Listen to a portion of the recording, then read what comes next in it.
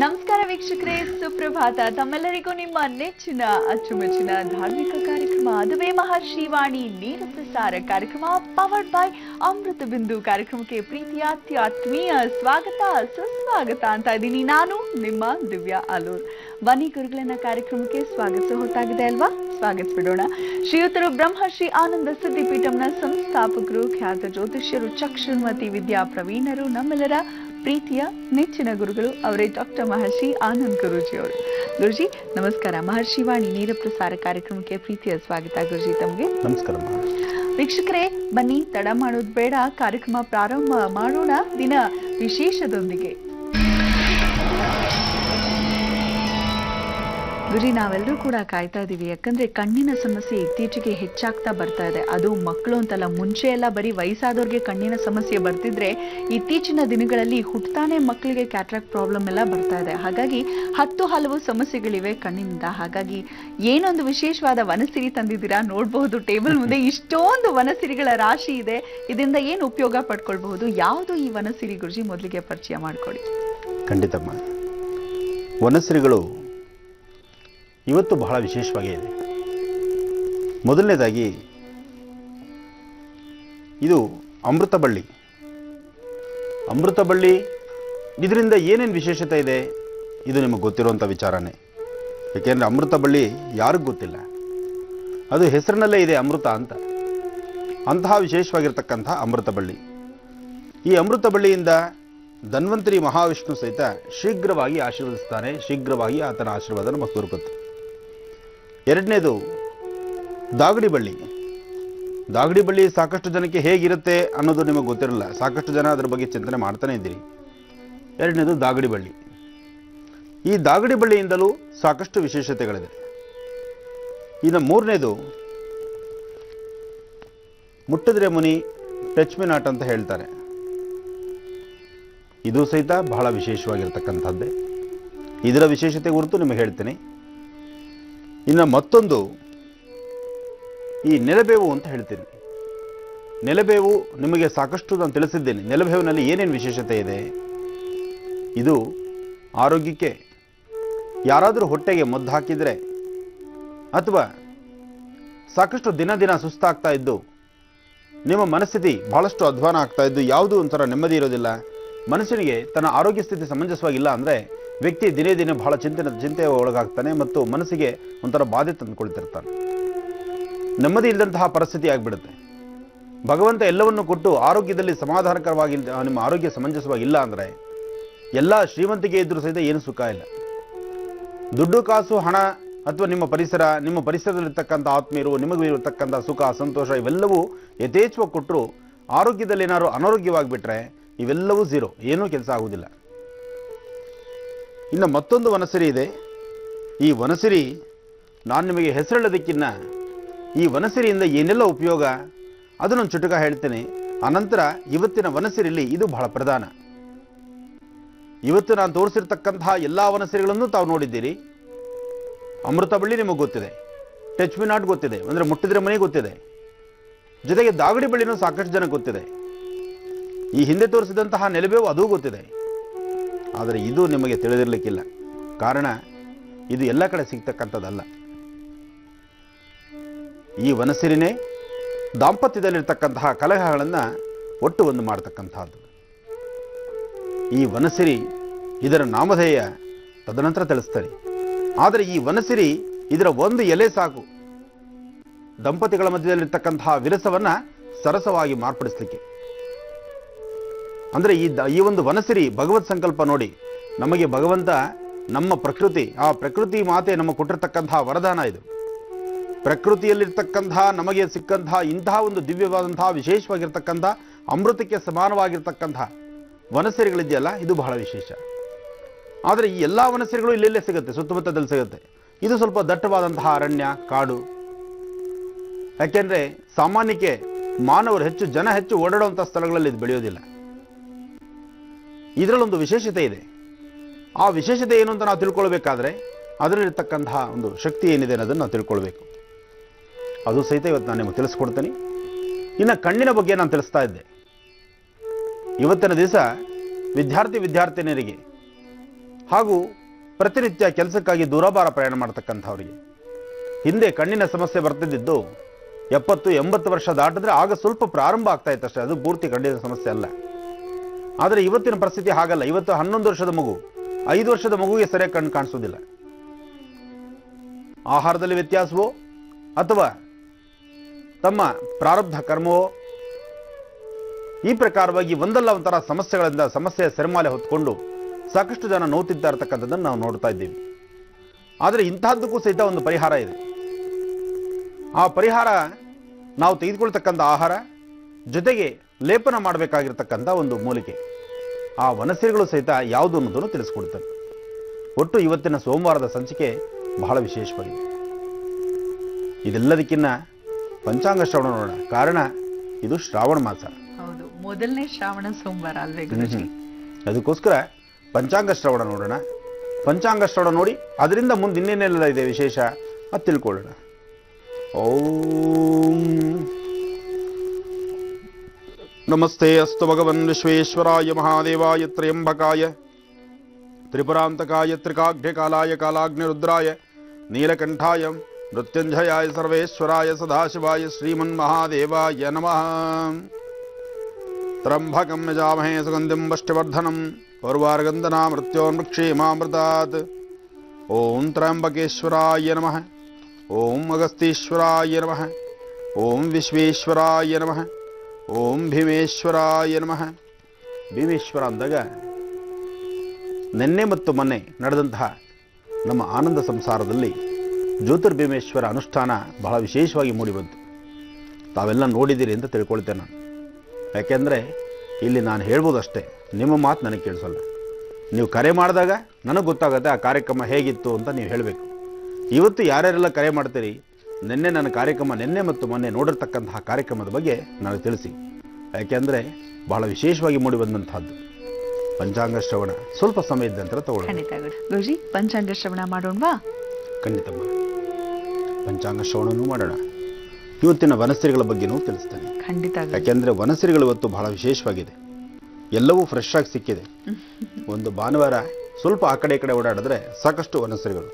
ಒಟ್ಟು ವಾರದುದ್ದಕ್ಕೂ ನನ್ನ ಜಿ ಕನ್ನಡ ವಾಹಿನಿಯ ಮಹರ್ಷಿ ವಾಣಿ ವೃತ್ತಿ, ಆ ಮಹರ್ಷಿ ವಾಣಿ ಇದರಲ್ಲಿ ಬರ್ತಕ್ಕಂತಹ ವಿಚಾರಗಳ ಬಗ್ಗೆ ತಿಳಿಸುವಂಥದ್ದೇ ನನ್ನ ಕರ್ತವ್ಯ. ಓಂ ಶ್ರೀಂ ಮಹಾಗಣಾಧಿಪತಿ ನಮಃ.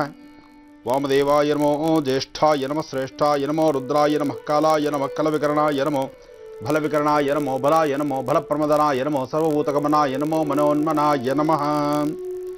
ಶ್ರೀ ಜಯನಾಮ ಸಂವತ್ಸರೆ ದಕ್ಷಿಣಾಯನೆ ವರ್ಷ ಋತು ಶ್ರಾವಣ ಮಾಸ ಶುಕ್ಲಪಕ್ಷ 28/7/2014 ಸೋಮವಾರ ದ್ವಿತೀಯ ತಿಥಿ. ಇವತ್ತು ಆಶ್ಲೇಷ ನಕ್ಷತ್ರ, ಬಹಳ ವಿಶೇಷ. ಆಶ್ಲೇಷ ನಕ್ಷತ್ರ, ಶ್ರಾವಣ ಮಾಸ. ಇವತ್ತು ಸುಬ್ರಹ್ಮಣ್ಯೇಶ್ವರನ ಆರಾಧನೆ ಬಹಳ ವಿಶೇಷವಾಗಿರುತ್ತೆ. ಅದಕ್ಕಿಂತ ಮುನ್ನ ಸೋಮವಾರ ಆದ್ದರಿಂದ ಸಾಂಬ ಸದಾಶಿವನಿಗೂ ಬಹಳ ವಿಶೇಷ. ಏನಿದು ಶ್ರಾವಣ ಮಾಸದಲ್ಲಿ ಶಿವನ ಆರಾಧನೆ ವಿಶೇಷವಾ? ಯಾಕೆಂದರೆ ಶ್ರಾವಣದಲ್ಲಿ ವಿಷ್ಣು ಆರಾಧನೆ ಬಹಳ ವಿಶೇಷ. ಹಾಗೆ ಕಾರ್ತಿಕ ಮಾಸದಲ್ಲಿ ಶಿವನಿಗೆ ಬಹಳ ವಿಶೇಷ. ಆದರೆ ಕಾರ್ತಿಕ ಶ್ರಾವಣ ಈ ಎರಡರ ಅನುಷ್ಠಾನಗಳನ್ನು ನಾವು ನೋಡ್ತಾ ಇದ್ದೀವಿ ವಿನಃ ಭಗವಂತನಲ್ಲಿ, ಸೃಷ್ಟಿಕರ್ತ ಭಗವಂತನಿಗೆ ಎಲ್ಲವೂ ಒಂದೇ. ವೈಷ್ಣವರಿಗೆ ಶ್ರಾವಣ ಮಾಸ ವಿಶೇಷ, ಶೈವರಿಗೆ ಕಾರ್ತಿಕ ಮಾಸ ವಿಶೇಷ. ಅದರಿಂದ ಇವತ್ತಿನ ದಿವಸ ಸೋಮವಾರ ಶಿವನಿಗೆ ಬಹಳ ವಿಶೇಷವಾಗಿದೆ ಶ್ರಾವಣ ಮಾಸದಲ್ಲಿ. ಕಾರಣ ಇವತ್ತು ಆಶ್ಲೇಷ ನಕ್ಷತ್ರ. ಆಶ್ಲೇಷ ನಕ್ಷತ್ರ ಅಂದರೆ ಇದು ಸರ್ಪ, ನಾಗನಿಗೆ ವಿಶೇಷ. ನಾಗ ಯಾರ ಮೇಲೆ ಇರ್ತಾನೆ? ನಾಗ ಎರಡೂ ಕಡೆನೂ ಇದ್ದಾನೆ.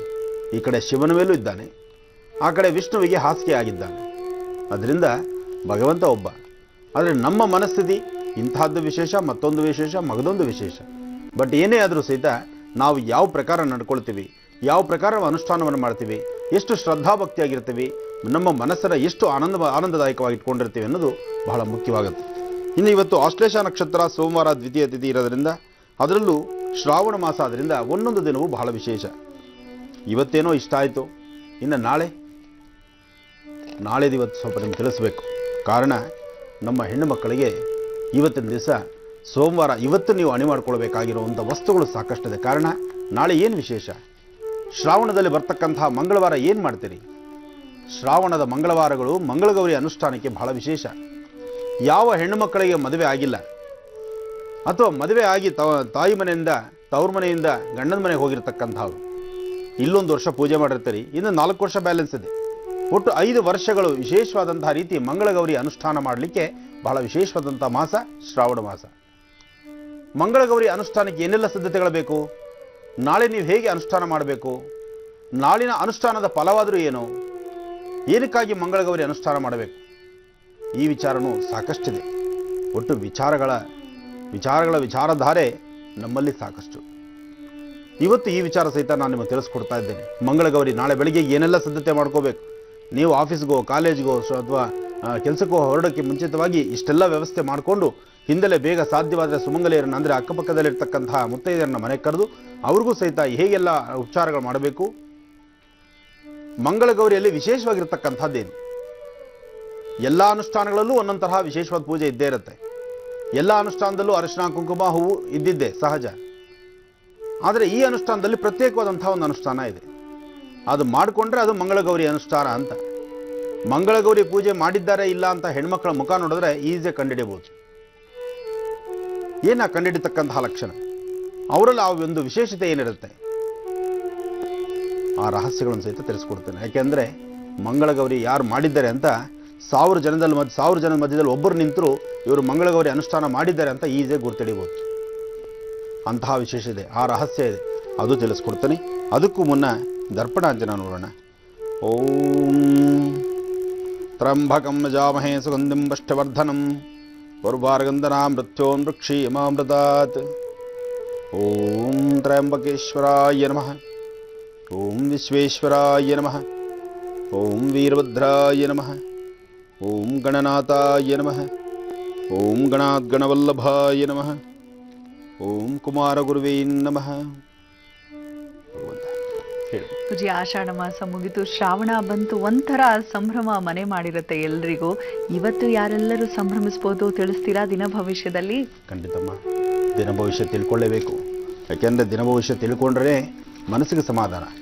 ಯಾಕೆಂದರೆ ಏನೆಲ್ಲ ಕಾರ್ಯವೈಖರಿಗಳನ್ನು ಮಾಡಬಹುದು, ಕೆಲವು ಬಿಡಬಹುದು, ಅಥವಾ ಯಾರಿಂದ ನಾವು ಎಚ್ಚರಿಕೆ ಇರಬೇಕು, ಇವೆಲ್ಲ ಕೆಲವು ಚುಟುಕ ರಹಸ್ಯಗಳನ್ನು ತಿಳ್ಕೊಂಡ್ರೆ ಕನಿಷ್ಠ ಪಕ್ಷ ಬರ್ತಕ್ಕಂಥ ಗಂಡಾಂತರಗಳಿಂದ ಹೊರಗಿರ್ಬೋದು. ಯಾರೂ ತಪ್ಪಿಸ್ಲಿಕ್ಕಾಗೋದಿಲ್ಲ. ವಿಧಿ ಆಟ ಯಾರು ತಪ್ಪಿಸ್ಲಿಕ್ಕಾಗತ್ತೆ? ವಿಧಾತ ಲಿಖಿತಾರೇಖ ಲಲಾಟಾಕ್ಷರ ಮಾಲಿಕ, ಆ ಸೃಷ್ಟಿಕರ್ತ ಬ್ರಹ್ಮ ಬರೆದಿರ್ತಕ್ಕಂಥದ್ದನ್ನು ಯಾರೂ ತಪ್ಪಿಸ್ಲಿಕ್ಕಾಗೋದಿಲ್ಲ. ಆದರೆ ಒಂದು ವಿಚಾರ ತಿಳ್ಕೊಳ್ಬೋದು, ಇವತ್ತು ಮಧ್ಯಾಹ್ನ 2ರಿಂದ 4 ಗಂಟೆನೋ ಅಥವಾ 2ರಿಂದ 1 ಅಥವಾ ಯಾವುದೋ ಒಂದು ಸಮಯ, ಆ ಸಮಯದಲ್ಲಿ ಸ್ವಲ್ಪ ವ್ಯತ್ಯಾಸಗಳಿದೆ, ತೊಂದರೆ ಇದೆ, ಭಯ ಇದೆ ಅಂತಂದಾಗ ಸ್ವಲ್ಪ ಎಚ್ಚೆತ್ಕೊಳ್ಬಹುದು. ಈ ಸಮಯದಲ್ಲಿ ಯಾವುದೂ ಕಾಗದ ಪತ್ರಗಳಿಗೆ ಸಹಿ ಹಾಕಬೇಡಿ ಅಂದಾಗ ಸ್ವಲ್ಪ ಎಚ್ಚೆತ್ಕೋಬೋದು. ಇಲ್ಲ ನಾವು ಮಾಡೇ ಮಾಡ್ತೀವಿ ಅಂದರೆ ಮಾಡಿ, ತಪ್ಪೇನಿದೆ? ನಾಳೆ ಅನುಭವಿಸೋದಂತೂ ನೀವೇ ತಾನೇ. ಅದಕ್ಕೋಸ್ಕರ ಗುರುಗಳಾಗಲಿ, ಹಿರಿಯರಾಗಲಿ, ಮಾರ್ಗದರ್ಶಕರಾಗಲಿ ಅಥವಾ ಕೆಲವು ಗ್ರಂಥಕರ್ತಕರಾಗಲಿ ಅವರು ಬರೆದಿರ್ತಕ್ಕಂಥ ಕೆಲವು ಆಧಾರಗಳಿದೆ. ವೀರಬ್ರಹ್ಮಯ್ಯನವರು ಕಾಲಕಾಲಕ್ಕೆ ಏನೇನಾಗುತ್ತೆ ಅಂತ ಹಿಂದೆನೇ ಬರೆದಿಟ್ಟಿದ್ದಾರೆ. ಕೈವಾರ ತಾತಯ್ಯನವರು ಇಂತಿಂಥ ಕಾಲದಲ್ಲಿ ಇಂತಿಂಥದೇ ಅಧರ್ಮಗಳಾಗತ್ತೆ, ಈ ಅಧರ್ಮಕ್ಕೆ ಈ ಪರಿಹಾರ ಮಾಡಿಕೊಂಡ್ರೆ ಸ್ವಲ್ಪ ಮಟ್ಟಿಗೆ ಅದರ ಅನುಕೂಲ ಆಗುತ್ತೆ ಅಂತ ಆಗಲೇ ಬರೆದಿಟ್ಟಿದ್ದಾರೆ. ಅವರು ಜ್ಞಾನಿಗಳು. ನೋಡಿ ಹೇಗಿದೆ ಈ ಭೂಮಂಡಲದಲ್ಲಿ ಎಂತಹ ಜ್ಞಾನ ವಿಜ್ಞಾನಿಗಳಿದ್ದಾರೆ. ಮುಂದೇನಾಗಬಹುದು? ಇವತ್ತು ಪಂಚಾಂಗ ನಾವು ಇಷ್ಟು ಈಸಿಯಾಗಿ ಓದ್ಬಿಟ್ವಿ, ಇವತ್ತು ತಿಥಿ ವಾರ ನಕ್ಷತ್ರ ಯೋಗ ಹೀಗಿದೆ ಅಂತ. ಆದರೆ ಇದನ್ನು ಬರಿಬೇಕಾದ್ರೆ ಎಷ್ಟು ಶ್ರಮ ಇದೆ.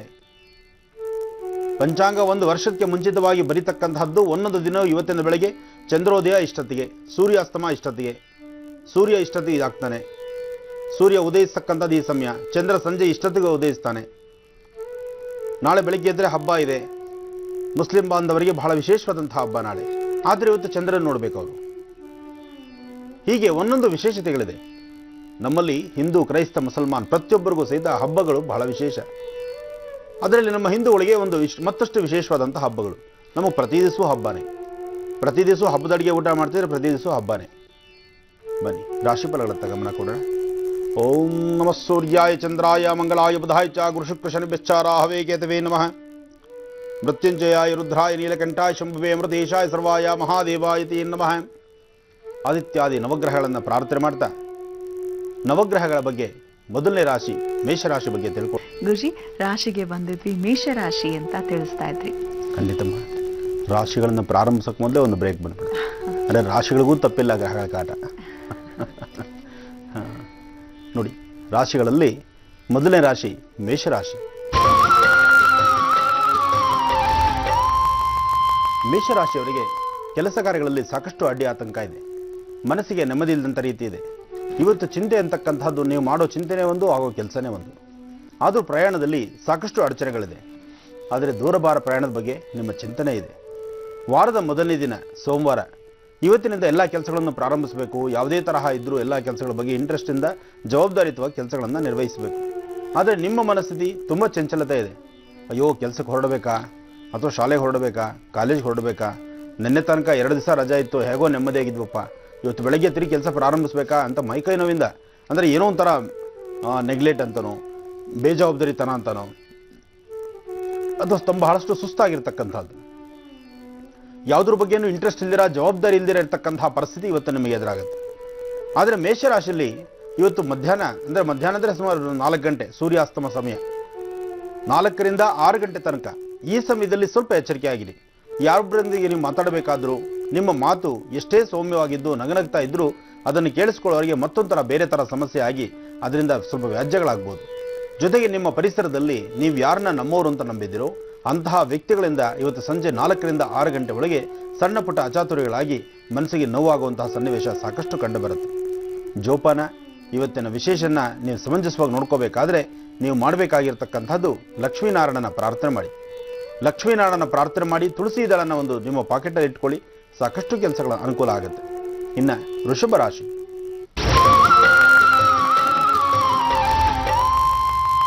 ವೃಷಭ ರಾಶಿಯಲ್ಲಿರ್ತಕ್ಕಂಥವರು ರಾಶಿ ನಕ್ಷತ್ರಚಾರ ಪ್ರಕಾರ ಬುಧಚಂದ್ರ ಯೋಗ ಚೆನ್ನಾಗಿದೆ, ಹಾಗೆ ಗುರುಬಲನೂ ನಿಮಗಿದೆ.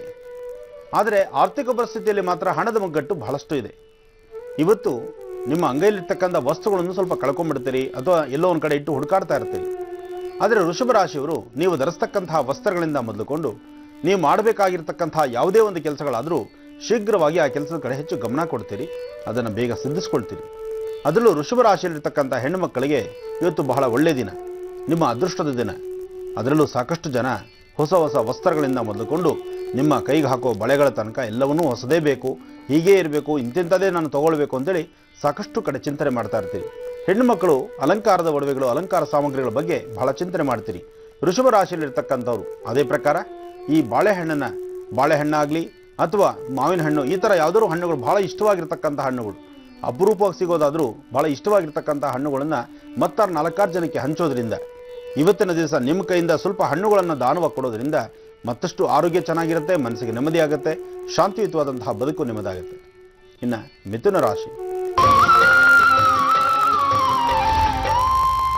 ಮಿಥುನ ರಾಶಿಯಲ್ಲಿರ್ತಕ್ಕಂಥವ್ರು ರಾಶಿ ನಕ್ಷತ್ರಚಾರ ಪ್ರಕಾರ ಚಂದ್ರ ಮತ್ತು ಗುರು ಇರ್ತಕ್ಕಂತಹದ್ದು ಮತ್ತು ಶುಕ್ರನ ಒಂದು ವರ್ಚಸ್ಸಿನಿಂದ ಇವತ್ತಿನ ಕೆಲಸ ಕಾರ್ಯಗಳಲ್ಲಿ ಸಾಕಷ್ಟು ಲಾಭ ನೋಡ್ತೀರಿ. ಇವತ್ತಿನ ದಿವಸ ವ್ಯಾಪಾರ ವ್ಯವಹಾರ ಮಾಡತಕ್ಕಂಥವ್ರಿಗೂ ಅಧಿಕವಾದಂತಹ ಲಾಭ. ಹೊಸದಾಗಿ ಉದ್ಯೋಗ ಪ್ರಾರಂಭಿಸ್ತಕ್ಕಂಥವರಿಗೆ, ಉದ್ಯೋಗಕ್ಕೆ ಸೇರತಕ್ಕಂಥವರಿಗೆ ಅಥವಾ ಇಷ್ಟು ದಿವಸ ಉದ್ಯೋಗಕ್ಕಾಗಿ ಹುಡುಕಾಡ್ತಾ ಇರತಕ್ಕಂಥವರಿಗೆ ಒಂದು ಅದೃಷ್ಟದ ದಿನ. ಚಂದ್ರ ಚೆನ್ನಾಗಿರೋದ್ರಿಂದ ನಿಮ್ಮ ಮನಸ್ಸನ್ನು ಸಹಿತ ಬಹಳ ಕೂಲಾಗಿ ನೆಮ್ಮದಿಯಾಗಿ ಇಟ್ಕೊಂಡಿರ್ತೀರಿ. ಮಿಥುನ ರಾಶಿಯಲ್ಲಿರ್ತಕ್ಕಂಥವ್ರು ಯಾವುದೇ ಒಂದು ವಿಚಾರವಾಗಿ ನೀವು ಆಲೋಚನೆ ಮಾಡಿದ್ರೂ ಸಹಿತ ನಿಮ್ಮ ಆಲೋಚನೆಗಳು ಶೀಘ್ರವಾಗಿ ಫಲಕಾರಿಯಾಗುತ್ತೆ. ಹಾಗೆ ನಿಮ್ಮ ಮನೆಯಲ್ಲಿರ್ತಕ್ಕಂಥ ಹಿರಿಯರ ಸಮ್ಮುಖದಲ್ಲಿ ನೀವು ತೆಗೆದುಕೊಳ್ತಕ್ಕಂತಹ ಯಾವುದೇ ಒಂದು ತೀರ್ಮಾನವಾದರೂ ಶೀಘ್ರವಾಗಿ ಕಾರ್ಯಸಿದ್ಧಿ ಆಗುತ್ತೆ, ಅದರಿಂದ ಅನುಕೂಲ ಆಗುತ್ತೆ. ಜೊತೆಗೆ ಮಾರ್ಗದರ್ಶಕರು ಬಹಳ ಒಳ್ಳೆ ಉನ್ನತ ಸ್ಥಿತಿಯಲ್ಲಿರ್ತಕ್ಕಂಥ ಅಥವಾ ಹೆಚ್ಚು ವಿದ್ಯಾವಂತರು, ಜ್ಞಾನವಂತರು ನಿಮ್ಮ ಜೊತೆಯಲ್ಲಿ ಸಿಗ್ತಕ್ಕಂಥದ್ದು, ಅವರ ಮಾರ್ಗದರ್ಶನದಂತೆ ನಡೆದಾಗ ಸಾಕಷ್ಟು ಯಶಸ್ಸನ್ನು ಕಾಣತಕ್ಕಂಥದ್ದು ಸಹಿತ ಮಿಥುನ ರಾಶಿಯವರಿಗಿದೆ. ಮಿಥುನ ರಾಶಿಯಲ್ಲಿರ್ತಕ್ಕಂಥವ್ರು ಇವತ್ತಿನ ದಿವಸ ಆರೋಗ್ಯದ ಕಡೆ ಸ್ವಲ್ಪ ಲಕ್ಷ್ಯ ಕೊಡಿ.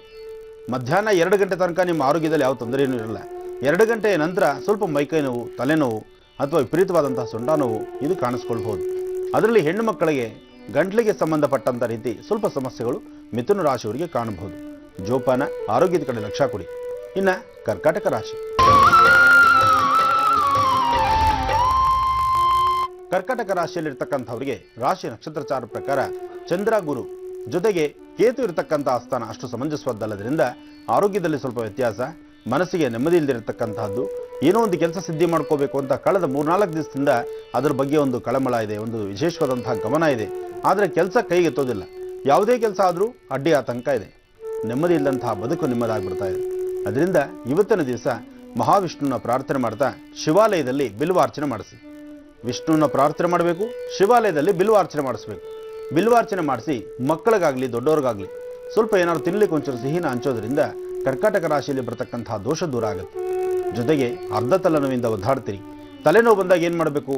ಸ್ವಲ್ಪ ಪಚ್ಚಕರ್ಪೂರ, ವಿಳೆದೆಲೆ, ಚೂರು ಸುಣ್ಣ, ಇದನ್ನು ನೀವು ಯಾವ ಭಾಗದಲ್ಲಿ ತಲೆನೋವು ಇರುತ್ತೋ ಎರಡೂ ಭಾಗಕ್ಕೂ, ತಲೆನೋವಿದ್ದ ಜಾಗಕ್ಕೆ ಮಾತ್ರವೇ ಅಲ್ದಿರ ಎರಡೂ ಹಣೆಗಳಿಗೂ ಸ್ವಲ್ಪ ಹಚ್ಚೋದ್ರಿಂದ ಈ ಸಮಸ್ಯೆಯಿಂದ ಮುಕ್ತರಾಗ್ಬೋದು, ನೆಮ್ಮದಿ ಸಿಗುತ್ತೆ. ಜೊತೆಗೆ ಮಾರುತಾತ್ಮಜ ಪ್ರಸನ್ನ ಆಂಜನೇಯ ಸ್ವಾಮಿಯ ದರ್ಶನ ಕರ್ಕಾಟಕ ರಾಶಿಯವರು ಮಾಡಲೇಬೇಕು. ಇನ್ನು ಸಿಂಹರಾಶಿ. ಸಿಂಹರಾಶಿಯಲ್ಲಿರ್ತಕ್ಕಂಥವ್ರು ಇವತ್ತಿನ ದಿವಸ ನಿಮ್ಮ ಕೆಲಸ ಕಾರ್ಯಗಳಲ್ಲಿ ಯಶಸ್ಸನ್ನು ಕಾಣ್ತೀರಿ. ಭೂಮಿಗೆ ಸಂಬಂಧಪಟ್ಟಂತಹ ವ್ಯವಹಾರಗಳ ಬಗ್ಗೆ ಸಾಕಷ್ಟು ಚಿಂತನೆ ನಿಮ್ಮದು. ಜೊತೆಗೆ ಸಿಂಹರಾಶಿಯಲ್ಲಿರ್ತಕ್ಕಂತಹ ವಿದ್ಯಾರ್ಥಿನಿಯರಿಗೂ ಒಳ್ಳೆ ಅನುಕೂಲವಾದಂಥ ದಿನ, ನಿಮ್ಮ ಶ್ರಮಕ್ಕೆ ತಕ್ಕ ಪ್ರತಿಫಲ ಸಿಗ್ತಕ್ಕಂಥ ದಿನ. ಆದರೆ ಇವತ್ತಿನ ದಿವಸ ಮಹಾವಿಷ್ಣುವನ್ನು ಪ್ರಾರ್ಥನೆ ಮಾಡಬೇಕು, ಸೂರ್ಯ ನಮಸ್ಕಾರ ಮಾಡಬೇಕು. ಸೂರ್ಯ ನಮಸ್ಕಾರ ಮಾಡೋದು ಹೇಗೆ? ಬೆಳಗ್ಗೆ ಸಾಧ್ಯವಾದಷ್ಟು ಬೇಗ ಮಾಡಬೇಕಾಗಿತ್ತು, ಈಗ ಸಮಯ ಮೀರ್ತಾ ಬಂತು. ಆದರೂ ನಿಮ್ಮ ಮನೆಯಿಂದ ಆಚೆ ಹೊರಡೋಕ್ಕೂ ಮುನ್ನ ಸೂರ್ಯನಿಗೆ ಒಂದು 11 ನಮಸ್ಕಾರ ಮಾಡಿ. 11 ನಮಸ್ಕಾರ ಮಾಡಿ ಓಂ ರವೇ ನಮಃ, ಓಂ ಸೂರ್ಯಾಯ ನಮಃ, ಈ ಪ್ರಕಾರವಾಗಿ ಸೂರ್ಯನ ಮಂತ್ರವನ್ನು ಹೇಳಿಕೊಂಡು 11 ಸತಿ ಸಾಷ್ಟಾಂಗ ನಮಸ್ಕಾರ ಪುರುಷರು ಮಾಡಬೇಕು. ಹೆಣ್ಣು ಮಕ್ಕಳಾದರೆ ಚಿಕ್ಕದಾಗಿ ನಮಸ್ಕಾರ ಮಾಡಬೇಕು. ನಿಮ್ಮ ಕೈಲಿ ಅಷ್ಟು ನಮಸ್ಕಾರ ಮಾಡಲಿಕ್ಕಾಗಿಲ್ಲ, ಎರಡೂ ಕೈಗಳನ್ನು ಮೇಲೆತ್ತಿ ರವೆಯನ್ನು ಅಂದರೆ ಸೂರ್ಯನ ಪ್ರಾರ್ಥನೆ ಮಾಡಿ, ಇಷ್ಟಾರ್ಥಗಳ ಸಿದ್ಧಿ ಆಗುತ್ತೆ. ಜೊತೆಗೆ ಸಿಂಹರಾಶಿಯಲ್ಲಿರ್ತಕ್ಕಂಥವ್ರು ಸಾಧ್ಯವಾದರೆ ವಯಸ್ಸಾದಂತಹ ವೃದ್ಧರಿಗೆ, ತುಂಬ ವಯಸ್ಸಾಗಿ ಕಡು ಬಡತನದಿಂದ ಒದ್ದಾಡ್ತಾ ಇರತಕ್ಕಂಥವ್ರಿಗೆ ಏನಾದ್ರು ಒಂದಿಷ್ಟು ತಿನ್ನಲಿಕ್ಕೆ ಒಂದಿಷ್ಟು ಪದಾರ್ಥವನ್ನು ಅವ್ರು ಎಲ್ಲಿರ್ತಾರೋ ಅದೇ ಜಾಗಕ್ಕೆ ನೀವು ಹುಡುಕೊಂಡು ಕೊಡಿ.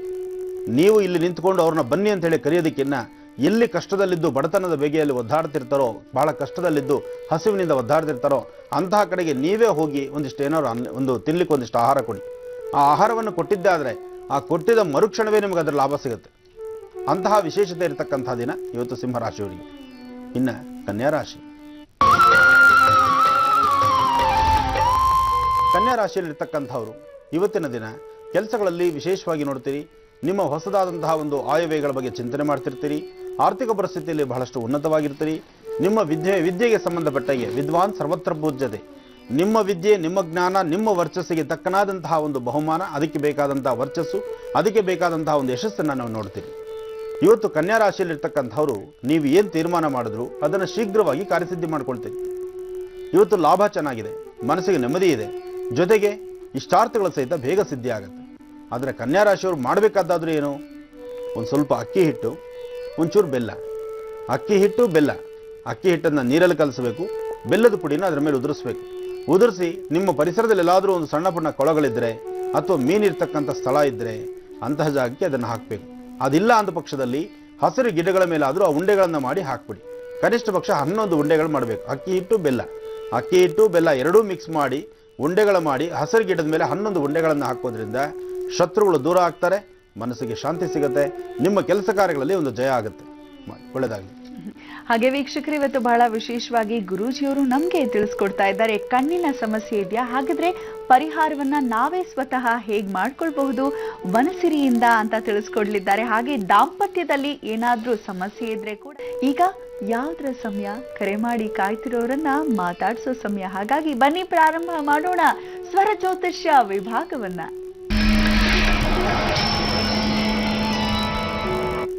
ಮೊದಲನೇ ಕರೆಯನ್ನ ಯಾರು ಮಾಡಿದ್ದಾರೆ ಅಂತ ಕೇಳೋಣವಾ? ಹಲೋ.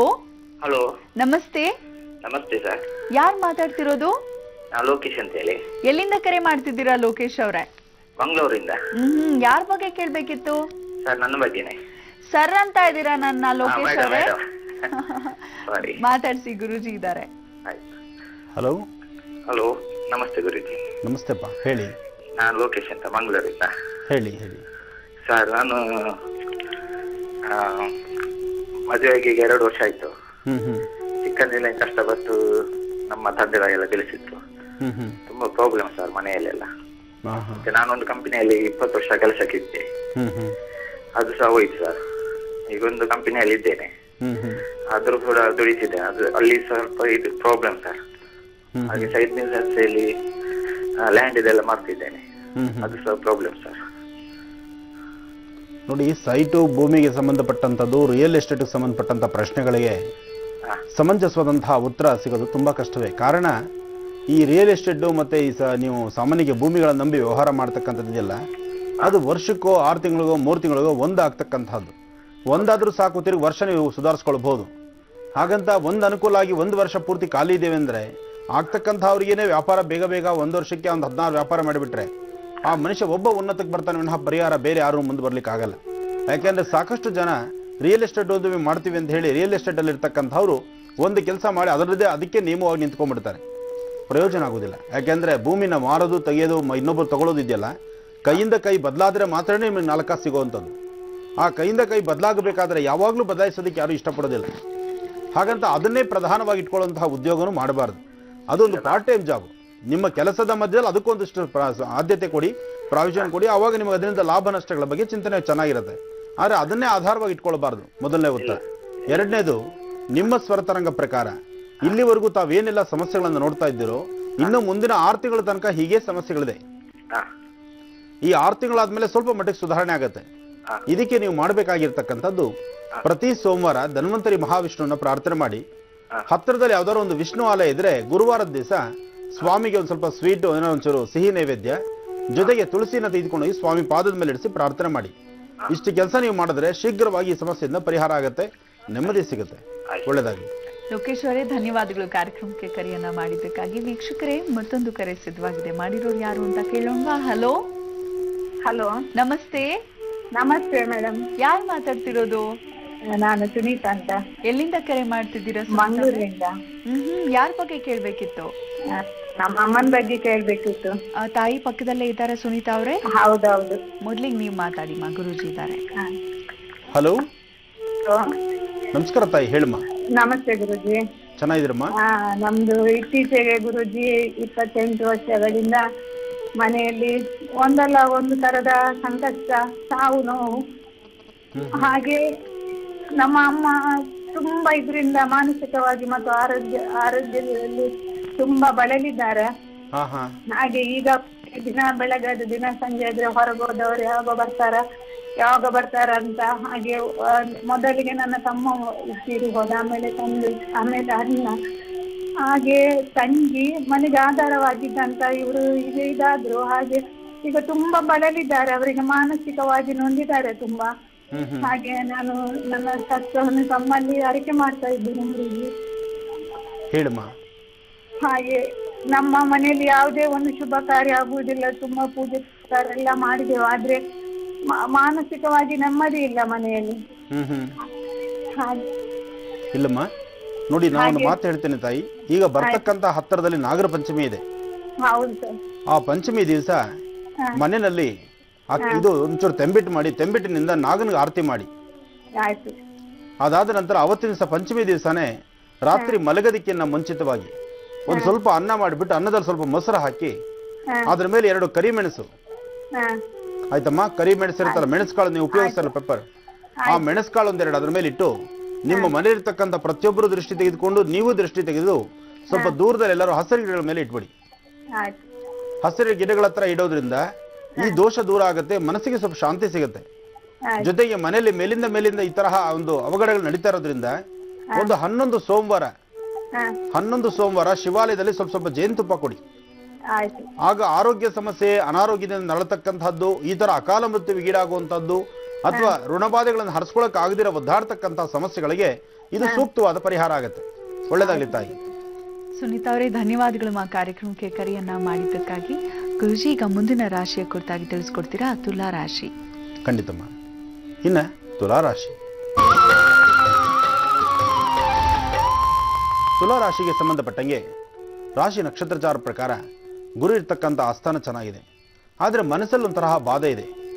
ಸಾಕಷ್ಟು ಜನ ತುಲಾ ರಾಶಿಯಲ್ಲಿರ್ತಕ್ಕಂಥವ್ರು ಇವತ್ತಿನ ದಿವಸ ಯಾವ ಸಮಸ್ಯೆ ನಮಗೆ ಎದುರಾಗುತ್ತೋ, ಯಾವ ಕಷ್ಟದಲ್ಲಿ ನಾವು ಸಿಕ್ಕಾಕೊಳ್ತೀವೋ, ಯಾರೊಂದಿಗೆ ಮಾತಾಡಿದ್ರೆ ಏನೆಲ್ಲ ವ್ಯಾಜ್ಯಗಳಾಗುತ್ತೋ, ಹೀಗೆ ಆಲೋಚನೆ ಮಾಡ್ತಕ್ಕಂತಹ ಪರಿಸ್ಥಿತಿ ಇವತ್ತಾಗ್ತಾ ಇದೆ.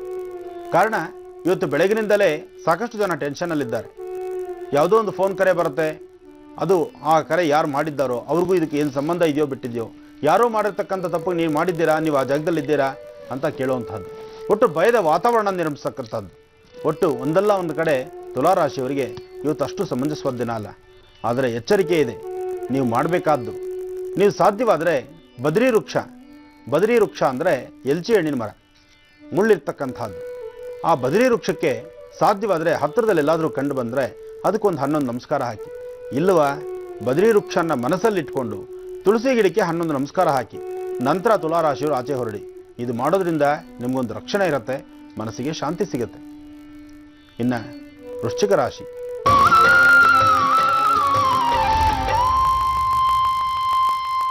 ವೃಶ್ಚಿಕ ರಾಶಿಯಲ್ಲಿರ್ತಕ್ಕಂಥವ್ರು ರಾಶಿ ನಕ್ಷತ್ರಚಾರ ಪ್ರಕಾರ ಆರೋಗ್ಯದ ಬಗ್ಗೆ ಬಹಳ ಕಾಳಜಿ ವಹಿಸಿ. ಆರೋಗ್ಯದಲ್ಲಿ ವ್ಯತ್ಯಾಸ, ಮನಸ್ಸಿಗೆ ನೆಮ್ಮದಿ ಇಲ್ಲದಿರತಕ್ಕಂಥದ್ದು, ಸಣ್ಣ ಪುಟ್ಟ ವಿಚಾರಗಳನ್ನು ಅತಿಯಾಗಿ ತಲೆಗೆ ಹಾಕ್ಕೊಳ್ಳುವಂಥದ್ದು, ಸರಿಯಾದ ಸಮಯಕ್ಕೆ ಆಹಾರವನ್ನು ತೆಗೆದುಕೊಳ್ದಿರ ದೇಹನ ಸುಸ್ತು ಮಾಡಿಕೊಳ್ತಕ್ಕಂಥದ್ದು, ವಿಪರೀತವಾದಂತಹ ಮೈಕೈ ನೋವು, ಬೆನ್ನೋವಿಂದ ಒದ್ದಾಡ್ತಕ್ಕಂಥದ್ದು, ಇವೆಲ್ಲ ಸಮಸ್ಯೆಗಳು ಇವತ್ತು ನಿಮ್ಮನ್ನು ಬಾಧಿಸ್ಬೋದು. ಆದರೂ ನಿಮ್ಮ ಮನಸ್ಸನ್ನು ಸಮಂಜಸವಾಗಿ ಇಟ್ಕೊಂಡು ನೆಮ್ಮದಿಯುತವಾದಂತಹ ಬದುಕಿನ ಕಡೆ ಚಿಂತನೆ ಮಾಡ್ತಾ ಸರಿಯಾಗಿ ವಿದ್ಯೆ ಕಡೆ ಮತ್ತು ನೀವು ಅಭಿವೃದ್ಧಿ ಕಡೆ, ನೀವು ಮಾಡಬೇಕಾದ ಕೆಲಸಗಳ ಕಡೆ ಸ್ವಲ್ಪ ಗಮನ ಕೊಟ್ಟರೆ ಸಾಕಷ್ಟು ಯಶಸ್ಸಿರುತ್ತೆ. ಆದರೆ ನಿಮ್ಮೊಳಗಿರ್ತಕ್ಕಂತಹ ಮನಸ್ಥಿತಿ 10% ಒಳ್ಳೆ ಭಾಗ ಇದ್ದರೆ ಇನ್ನು 90% ಬೇರೆ ಥರ ಚಿಂತನೆಗಳು ಮಾಡ್ತಾ ಇರ್ತೀರಿ. ಇದರಿಂದ ಲಾಭ ನಷ್ಟಗಳ ಒಂದು ಅರಿವು ನಿಮಗೆ ಇಲ್ಲದಂತೆ ಹೋಗಿ ಸಾಕಷ್ಟು ಸಮಸ್ಯೆಗಳನ್ನು ತಂದೊಡ್ಕೊಳ್ತೀರಿ. ಇವತ್ತು ಸಾಧ್ಯವಾದರೆ ಕಂದು ಬಣ್ಣದ ಗೋವನ್ನು ಮುಟ್ಟಿ ನಮಸ್ಕಾರ ಮಾಡಿ. ಒಂದು ಗೋವಿಗೆ ನಮಸ್ಕಾರ ಮಾಡೋದ್ರಿಂದ, ಹಸುವನ್ನು ಮುಟ್ಟಿ ನಮಸ್ಕಾರ ಮಾಡೋದ್ರಿಂದ ಇರ್ತಕ್ಕಂತಹ ದೋಷಗಳು ದೂರ ಆಗುತ್ತೆ, ಮನಸ್ಸಿಗೆ ಶಾಂತಿ ಸಿಗುತ್ತೆ. ಇನ್ನು ಧನುರಾಶಿ.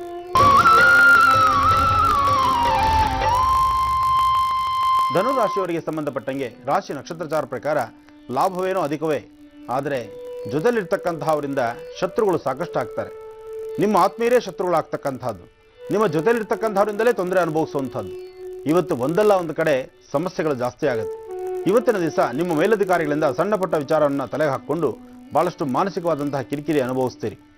ಜೊತೆಗೆ ದೂರಭಾರ ಪ್ರಯಾಣ ಮಾಡಬೇಕು ಅಂತಿರ್ತೀರಿ, ಪ್ರಯಾಣದಲ್ಲಿ ಅಡಚಣೆಗಳು ಬರುತ್ತೆ. ಆದರೂ ಪ್ರಯಾಣ ಹೊರಡುವಾಗ ಭಾಳ ಜೋಪಾನ, ಕೆಲಸ ಕಾರ್ಯಗಳಲ್ಲಿ ಅಡ್ಡಿ ಆತಂಕ ತಂದುಕೊಳ್ತೀರಿ, ಅದರಿಂದ ಸಮಸ್ಯೆ ತಪ್ತೀರಿ. ಆ ಸಮಸ್ಯೆ ನಿಮಗೆ ಬಿಡದಂಥ ರೀತಿಯಲ್ಲಿ ಬಾಧಿಸುವಂಥದ್ದಾಗುತ್ತೆ. ಜೊತೆಗೆ ಎಡಗಡೆ ಕಣ್ಣಿಗೆ ಪೆಟ್ಟು ಮಾಡಿಕೊಳ್ತಕ್ಕಂತಹ ರೀತಿ ಧನುರಾಶಿಯವರಿಗೆ ಕಂಡು ಬರುತ್ತೆ. ಜೋಪಾನ, ಕಣ್ಣಿನ ಬಗ್ಗೆ ಬಹಳ ಜೋಪಾನ. ಯಾಕೆಂದರೆ ದೇಹಕ್ಕೆ ಪ್ರಧಾನವಾಗಿರ್ತಕ್ಕಂಥದ್ದು, ಮನುಷ್ಯರಿಗೆ ಪ್ರಧಾನವಾದಂಥದ್ದು, ಮುಂದಿರ್ತಕ್ಕಂಥದ್ದನ್ನು ನೋಡುವಂಥದ್ದು, ಸೃಷ್ಟಿ ನೋಡುವಂಥದ್ದು. ಆ ಸೃಷ್ಟಿನ ನೋಡಬೇಕಾದಂಥ ಈ ಸುಂದರ ಕಣ್ಣುಗಳಿಗೆ ಏನಾದರೂ ಕಣ್ಣಿಗೆ ಪೆಟ್ಟಾದರೆ ಖಂಡಿತ ಅದು ಸಮಂಜಸವಾಗುವುದಿಲ್ಲ, ಸರಿಯಾಗುವಂಥ ರೀತಿಯೂ ಅಲ್ಲ. ಎಚ್ಚರಿಕೆ ಇರಲಿ. ಧನುರಾಶಿಯವರು ನಿಮ್ಮ ಆರೋಗ್ಯದ ಬಗ್ಗೆ, ಮುಂದಾಗ್ತಕ್ಕಂತಹ ಅವಘಡಗಳ ಬಗ್ಗೆ ಸೂಚನೆ ಸಿಕ್ಕಿದಾಗ ಜೋಪಾನ ಸಿದ್ಧತೆ ಪಡಿಸ್ಕೋಬೇಕು. ಒಳ್ಳೆಯದಾಗಲಿ. ಗುರುಜಿ, ಇನ್ನು ಮುಂದಿನ ರಾಶಿಯ ಕುರಿತಾಗಿ ಮುಂದೆ ತಿಳಿಸ್ತಾ ಹೋಗೋಣ. ವೀಕ್ಷಕರೇ, ಸಣ್ಣ ವಿರಾಮ ತೆಗೆದುಕೊಳ್ಳೋಣ. ನಂತರ ಮತ್ತೆ ಭೇಟಿಯಾಗೋಕ್ಕೂ ಮುನ್ನ ಗುರುಜಿ ವಿಶೇಷವಾಗಿ ಒಂದು ಕವಿತೆಯನ್ನ ಬರೆದು ಕಳಿಸ್ಯಾರ. ಒಂದೊಂದು ಹೇಳಲಿಕ್ಕೆ ಸಾಧ್ಯವಿಲ್ಲ, ಸಾಕಷ್ಟು ಕವನಗಳನ್ನ ಸರಮಾಲೆನೇ ಹೇಳ್ಬೋದು. ನೀವು ನೋಡಿ ಗುರುಜಿ, ಇದನ್ನ ಬಹಳ ವಿಶೇಷವಾಗಿ ಕೈಲಾಸದ ಒಡೆಯ ಸಾಂಬ ಸದಾಶಿವನ ಪ್ರೀತಿಯ ಪುತ್ರ ರತ್ನ ಅಂತ ತಿಳಿಸ್ತಾ ಇದ್ದಾರೆ. ಯಾರಿವರು ಅಂತ ತಿಳಿಸ್ತೀನಿ, ಒಂದು ನಿಮಿಷ. ನೋಡಿ ಗುರುಜಿ, ಎಷ್ಟು ಅದ್ಭುತವಾಗಿ ಬರೆದಿದ್ದಾರೆ. ಜೊತೆಗೆ ಸ್ಕೆಚ್ ಪೆನ್ ನಲ್ಲಿ ಕೂಡ ಬರೆದು ಕಳಿಸಿದ್ದಾರೆ. ಆದ್ರೆ ಹೆಸರನ್ನ ಇವರು ಸರಿಯಾಗಿ ಎಲ್ಲೂ ತಿಳಿಸಿಲ್ಲ ಗುರುಜಿ, ಅದೇ ಬೇಜಾರಾಗ್ತಿರೋದು. ಹೇಳ್ತಿದ್ದಾರೆ, ಅಭಿಮಾನ ಒಂದೆರಡು ಥರದಲ್ಲ, ಏನು ಆನಂದ ನೋಡಿ. ಶಿವಲಿಂಗ ಬರೆದು ಅದರ ಮೇಲೆ ನಂದಿ ವಾಹನನಾದಂತಹ ಸಾಂಬ ಸದಾಶಿವನ್ನ ಬರೆದು ಎಷ್ಟು ಅಚ್ಚುಕಟ್ಟಾಗಿ ಬರೆದಿದ್ದಾರೆ. ತುಂಬ ಸಂತೋಷ. ಬಹುಶಃ ನಂದೊಂಥರ ಪೂರ್ವಜನ್ಮದ ಪುಣ್ಯವೇ ಸರಿ ಇವೆಲ್ಲ ನೋಡೋದು. ಇಷ್ಟು ಜನದ ಅಭಿಮಾನಿಗಳು, ನನಗೆ ಅಭಿಮಾನಿ ದೇವರುಗಳು ನನ್ನ ಹತ್ರ ಇದ್ದಾರಂದರೆ ನಂದೊಂಥರ ಮಹಾಭಾಗ್ಯವೇ. ಆದ್ರೆ ಬೇಜಾರಾಗಿದ್ದು ಯಾಕೆ ನಿಮ್ ಹೆಸರನ್ನ ತಾವೆಲ್ಲೂ ಕೂಡ ತಿಳಿಸಿಲ್ಲ. ಖಂಡಿತ ಏನ್ ಬರ್ದಿದ್ದಾರೆ ಕವಿತೆ ಚುಟ್ಕಾಗಿ ಹೇಳ್ತೀನಿ, ಇದ್ರಲ್ಲೆಲ್ಲ ಆಯ್ಕೆ ಮಾಡಿ ಒಂದ್ ಯಾವ್ದಾದ್ರು ಹೇಳಿ. ಗುರುಜಿ, ಕಾವ್ಯ ವಾಚನ ಮಾಡ್ತಾ ಇದೀನಿ. ಬಹಳ ವಿಶೇಷವಾಗಿ ಬರೆದಿರುವಂತ ಸಾಕಷ್ಟು ಕವಿತೆಗಳು ಕಳಿಸಿದ್ದಾರೆ. ಅದರಲ್ಲಿ ಒಂದು ಬಹಳ ಸೊಗಸಾಗಿ ಬರೆದಿದ್ದಾರೆ. ದೀನಳಾಗಿ ಬೇಡುವೆನು ಗುರುವ ಸಿರಿಪಾದದಲ್ಲಿ, ಜ್ಞಾನ ಭಿಕ್ಷೆಯ ನೀಡಿ ದಯತೋರು ಗುರುವೆ, ಕೃಷ್ಣನಾಲಯದಾಚೆ ನಿಂತ ಕನಕನ ರೀತಿ ಕಾದಿರುವೆ. ದ್ರೋಣನ ಬಳಿ ಬಂದ ಏಕಲವ್ಯನ ತರದಿ, ಗುರು ನಿಮ್ಮ ಕೃಪೆ ಬಯಸಿ ನಾನಿಂದೆ ತಂದೆ, ನಿಮ್ಮ ದರ್ಶನ ಭಾಗ್ಯ ಗುರು ಸೇವೆ ಗುರು ಪೂಜೆ ಅನುಗಾಲ ಇರಲೆಂದು ಬೇಡುವೆನು ಗುರುವೆ ಅಂತ ಹೇಳ್ತಾರೆ. ಬಹುಶಃ ಇದು ಯಾರು ಮಹಿಳೆನ ಕಳ್ಸಿರೋದು ಅಂತ ಭಾವಿಸ್ತೇನೆ ಗುರುಜಿ. ನೋಡಿ ಇಷ್ಟೊಂದು ಬರೆದು ಕಳಿಸಿದ್ದಾರೆ, ತುಂಬಾ ಬರೆದಿದ್ದಾರೆ. ಅದಕ್ಕೆ ಹೇಳೋದಮ್ಮ, ದೊರಕುನಾ ಇటువంటి ಸೇವಾ, ನನಗೆ ಸಿಕ್ಕಿರ್ತಕ್ಕಂಥ ಈ ಸೇವಾ ಭಾಗ್ಯ ಇದೆಯಲ್ಲ, ಇನ್ನೊಂದು ಸಾಮಾನ್ಯವಾದಲ್ಲ. ಇದು ತುಂಬ ಚೆನ್ನಾಗಿದೆ. ಶಿವನಿಗೆ ಪಂಚಲಿಂಗಗಳನ್ನು, 5 ಲಿಂಗಗಳನ್ನು ಬರೆದಿರ್ತಕ್ಕಂಥದ್ದು. ಪಂಚಲಿಂಗೇಶ್ವರನೇ ಇದು. ನೋಡಿ ಎಷ್ಟು ಆನಂದವಾಗಿದೆ. ಈ ಮನಸ್ಸಿದೆಯಲ್ಲ, ಹೀಗೆಲ್ಲ ಮಾಡಬೇಕು, ಈ ಥರ ಬರೀಬೇಕು, ಈ ಥರ ಬರೆದು ನಾವು ಕಳಿಸ್ಕೊಡ್ಬೇಕು ಅನ್ನೋದು. ಬರೆಯೋ ಆಸೆಯಲ್ಲಿ ಹೆಸರು ಹಾಕೋದು ಮಾಡ್ಬಿಟ್ಟಿದ್ದಾರೆ ಗುರುಜಿ.